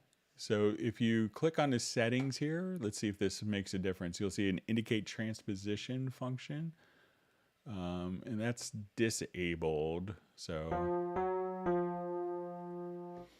the MIDI modifier seems to do that, but if you're still having problems with this, the one thing that you can do is, if we have the MIDI modifiers, is if you want it to embed the changes of the MIDI modifiers into the event itself, is just to come over here. So let's say I have this event, I'm going to select it. We go to MIDI and we choose freeze MIDI modifiers.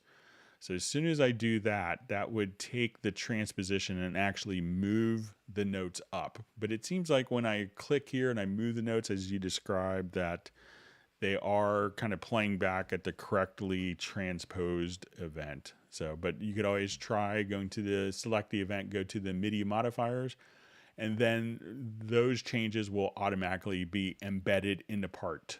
So it's kind of the result of your transposition and settings in your MIDI modifiers will then automatically kind of be applied as the raw MIDI data there.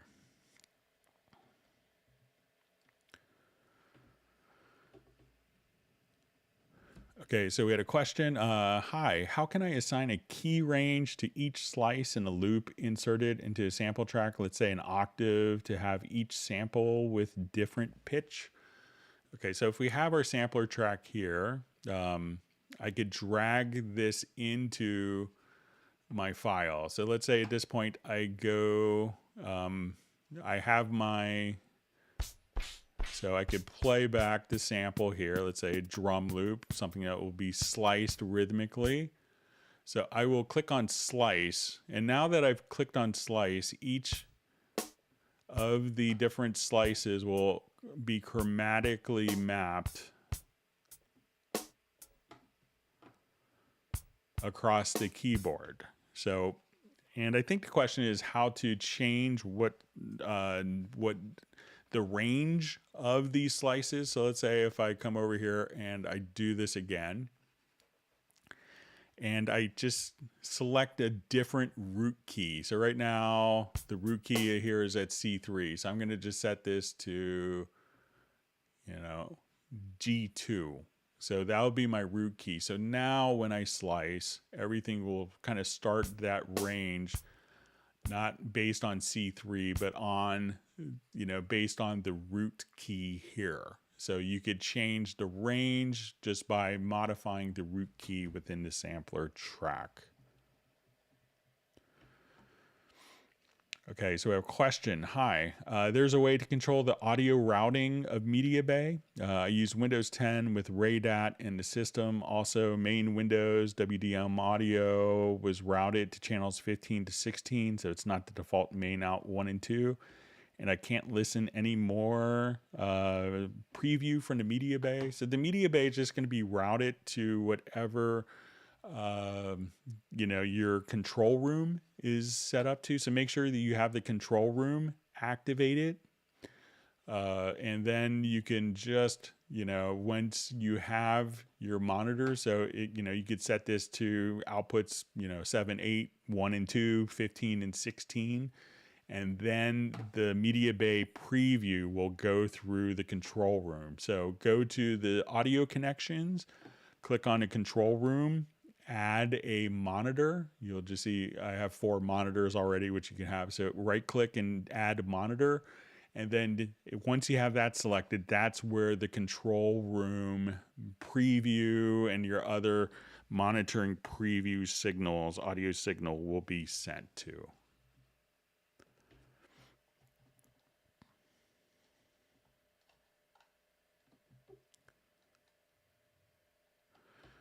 Okay, so we had a question. I'm reconfiguring my media scoring rig. I'm using My current version of Nuendo on an Asus laptop, 32 gigs of RAM. I want to run Pro Tools as a slave to Nuendo hosting the picture. I want the flexibility for this as an option to having video in Nuendo.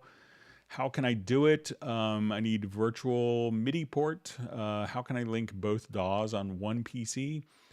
Also, can I achieve this between two PCs? So usually when people run kind of like, sometimes people will call it like a print rig, so many composers just from years of working, like before Cubase even integrated video, would have, one computer that was just playing back video and one that was playing back, all of the audio, MIDI, and eventually virtual instruments. So that could free up resources because at the time the video codecs weren't as,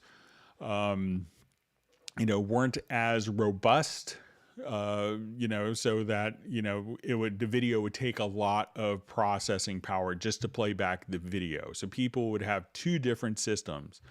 So running the video on a different program on the same computer, doesn't really benefit you. It's taking up more resources running it into a different program. But what you could do if you wanted to do that is you could get like a MIDI loopback. I think if you I think it's like loopback.be or something. So it's a...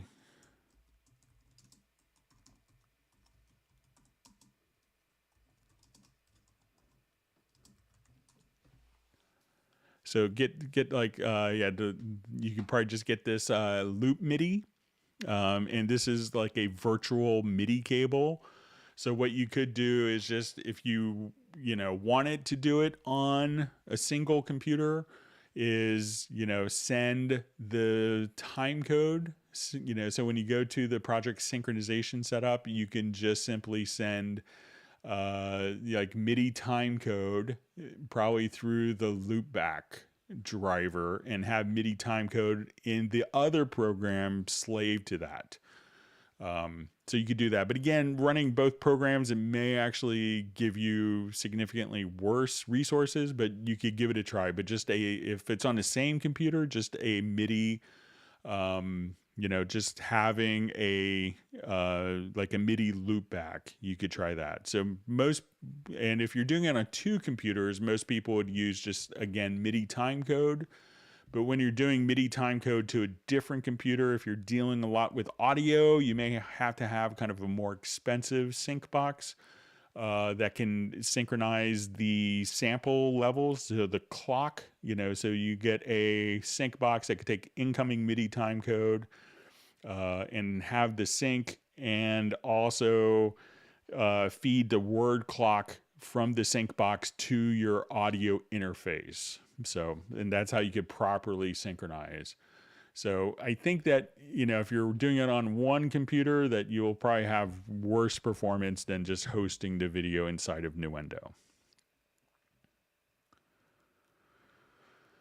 Okay, and we had another question that was mailed in, and I kind of sent a couple of follow-up questions, and someone was running into an issue, and it was kind of strange when, let's say, we had a MIDI part here, and I wasn't able to kind of duplicate the behavior. So when they would come over here and choose to cut an event, so I'll just kind of come over here. So when they would cut an event and they had the synchronization between the project window and this set, when they cut an event, that the playhead would automatically go to the beginning of the next part. Now, sometimes when you select an event, you could have the playhead move to, and I don't even think it goes to the next part, but it would just move a couple of measures. So I've seen sometimes when you have in the transport mode and you have use video files edit mode, that when you select an event, the cursor can move to the beginning of the selected event, but it didn't seem like it was really tied to that. So I wasn't able to, and I tried a number of different preferences that when I cut the event, that, you know, the playhead was still kind of positioned right where I cut the event, you know. So see if, just out of curiosity, if it's, you know, if you have the transport and use video follows edit mode, try to uncheck that. So you should be able to cut anywhere and not have the cursor jump later in time. So I think, you know, it seemed like your grid was set here correctly. So I'm not sure if, you know, what could be causing that, but, you know, try, just out of curiosity, if you do have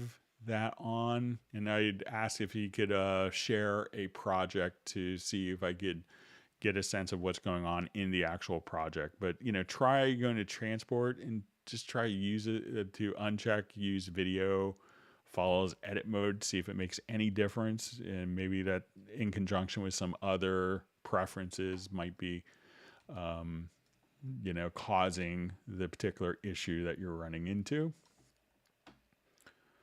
All right, so let's jump back. That's all the questions we had mailed in. Thanks for emailing the questions. Again, if you have a more kind of detailed question, you could send it in to clubcubase@steinberg.de. All right, let me find my space in the chat discussion. See, people want me to turn off my click that's out of time with the track that they're working on.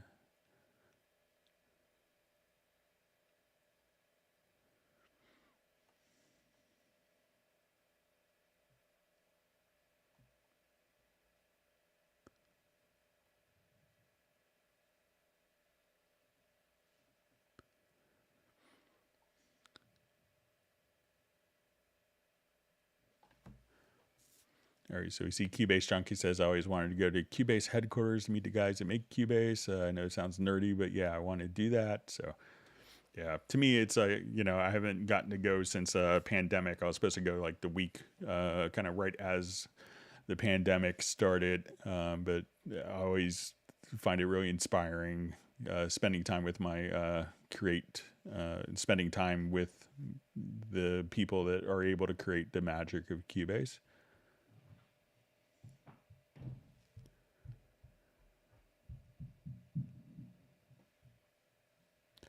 All right, so we see John Costigan's, just the MIDI drums kind of that worked for him now. All right, so we just see, does everyone write modern music using the piano roll now? So there's a lot of people that will just kind of draw notes in. You know, if you go really old school, I know lots of people that still, and they're incredibly fast. Like a friend of mine had done a bunch of work with Nile Rodgers over the years. But, you know, he'll actually compose using this view and type in the notes, you know, which you think is crazy, but he's super fast at just kind of entering into values, because that's how they had to do MIDI in the early days.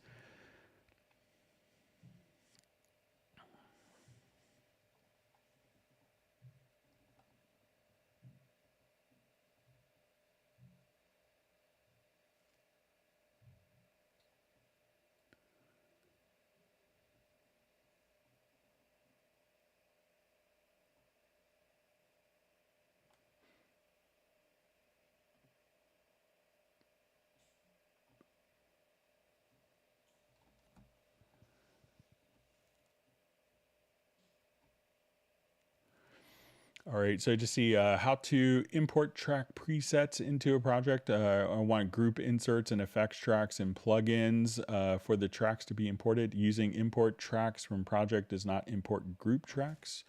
So I thought it did, but let me just see if I can set that up. So let's say,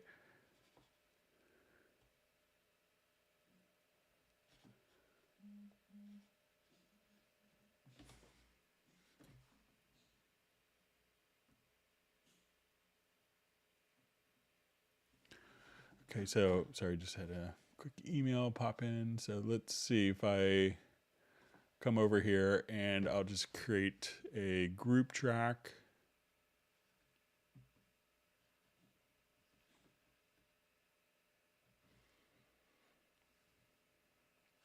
So let me activate the project.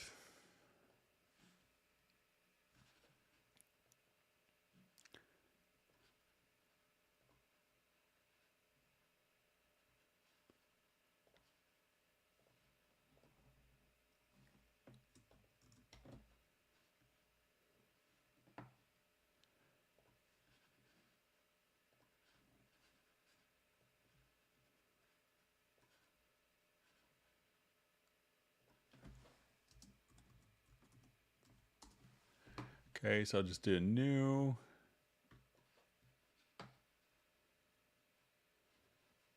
We'll create empty.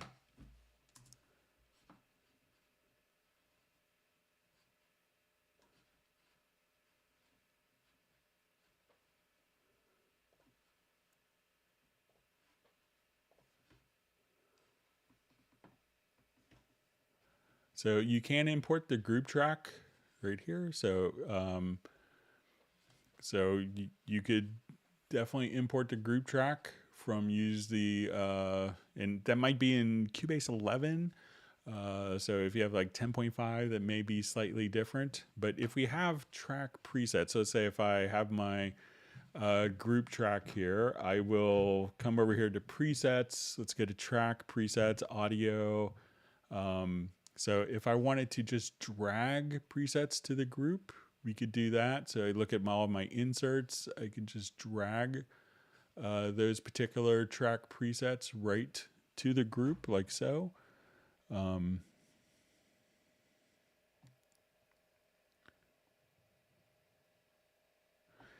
if you wanted to, so, it seems like the import tracks will work. And so I see that you are using Cubase 10. So, but one other thing that you could do is come over here. So let's say, okay, I added a effects track. So let's say, okay, I'm here and I want to add the multi-tap delay. So if I select, let's say my group, and other tracks, let's say, okay, I want these tracks. You could come over here and say export selected tracks. So, and I'll just reference the media files and I'll come here and we'll call it October 12th. And this will work in 10. So, and let's say if I go to a new project, and then we could export the selected tracks and import a track archive.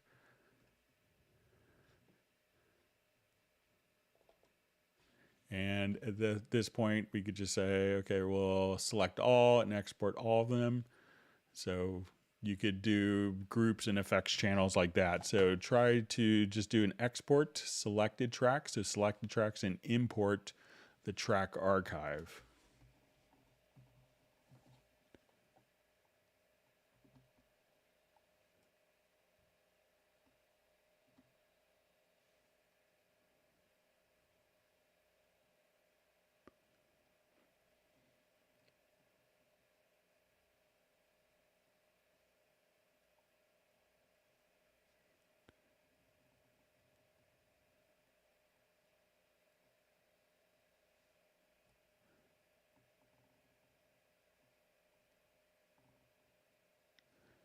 Okay, so we see Mark Rabin was scammed by the Tuttles in Virginia. They stole a bunch of money from him. I'm sorry that happened to you, Mark.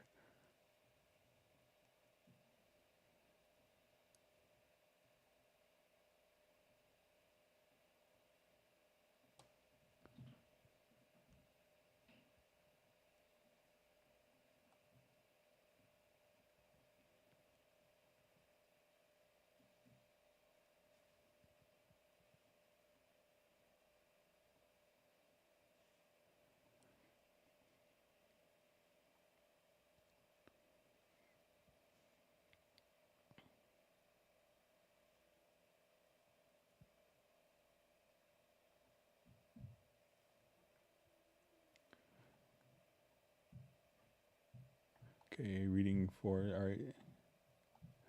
Okay, so we see Faces Forever on the live stream. Thanks for joining.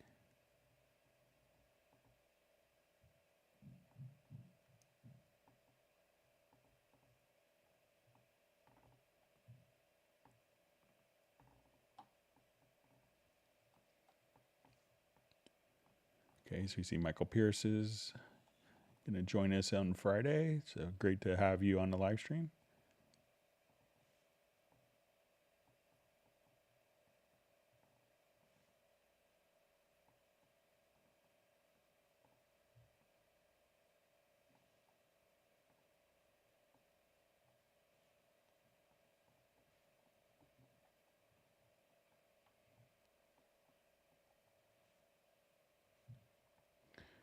All right, so we see from Kerwin Young just saying, Greg, thank you so much. Hope that information was helpful for your question. Thanks for joining us.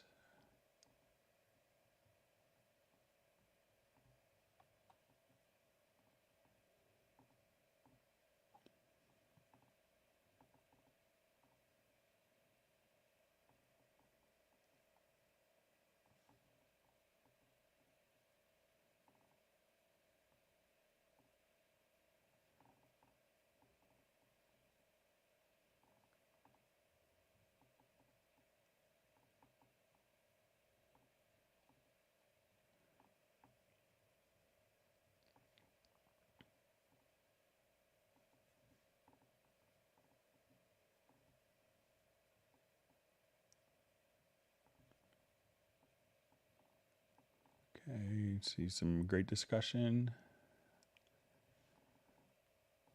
about Nile Rodgers and Kanye and Pharrell. So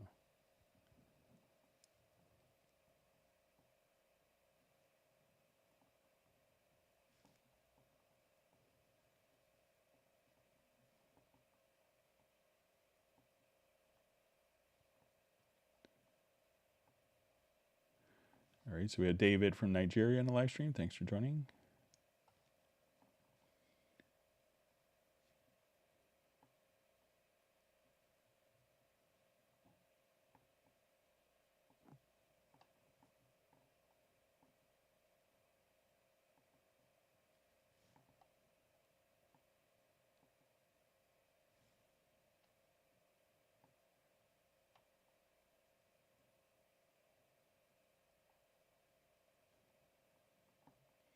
Okay, all right, so let's see how we are in time. So we're about 4:53. All right, so I think I got to the end of the discussion and now we just had a question.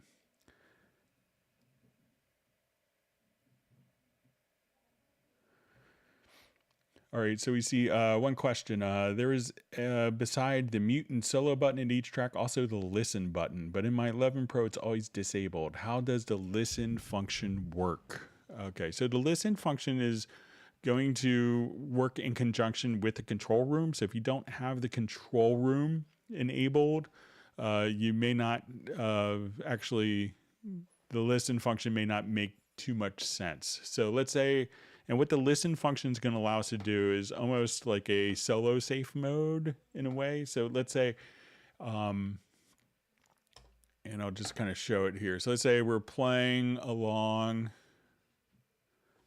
and, you know, we could obviously kind of mute track. So let's say I go to the mix console. So, you know, if I solo track, all the other tracks will get muted.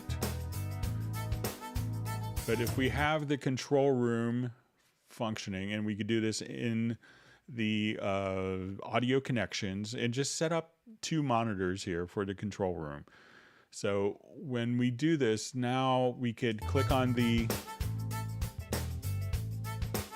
listen button. So what the listen button will do is basically just dim. So, and we could set the amount of dim if we look in a control room and we click on the main tab. So now when I click on the listen, the other tracks just get dimmed down. And this is also really handy for, like, if I go to my reverb. So if I do the reverb, I hear kind of the reverb for everything, but I hear the reverb with its source track. But if I wanted to just listen to the reverb, I could click on the L and we'll just hear the reverb return channel isolated. So instead of muting the other tracks. So let's say, okay, I wanted to listen to the bass. So instead of soloing it, I could just click here and listen to the bass and have the other tracks dimmed down. And you could set the amount of the dim right here in the control room. So like the musicians could be tracking and you could say, okay, I just want to listen to what's going on with, and it's not interrupting the control room, you know, what the musicians are hearing. That's just what you're listening to in a control room. So if you don't have the control room activated, the listen function may not work.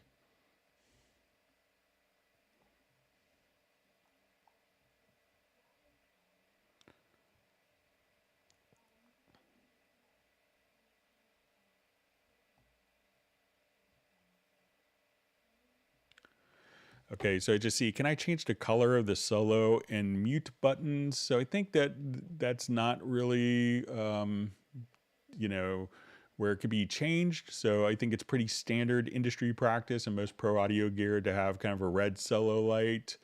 So I don't know of a way to change the color of the mute or solo button.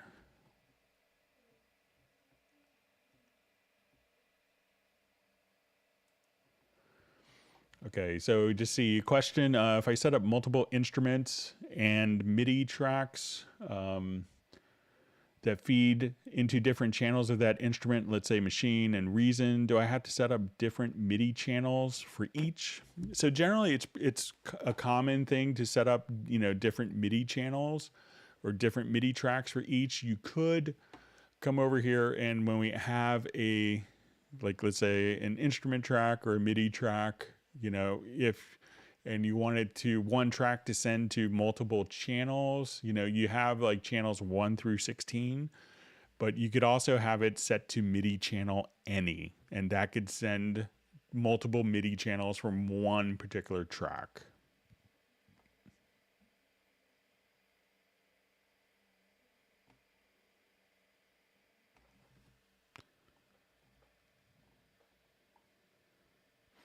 Okay, so I think we're just about out of time. We'll see if there's any last minute questions that pop up. I want to thank everyone for all the wonderful questions. I hope that everyone has learned a new tip or trick. And if you did and you have not hit the like button yet, make sure you do that. And also, if you haven't subscribed to the channel, we'll be doing the next live stream on Friday starting at 1 p.m. US Eastern. And I want to thank everyone for the great questions, and we will go ahead and wrap up just like a minute early so we can get our translations in for other countries. But thanks again. I want everyone to stay safe and healthy, and we will see everyone again on Friday. Thank you very much.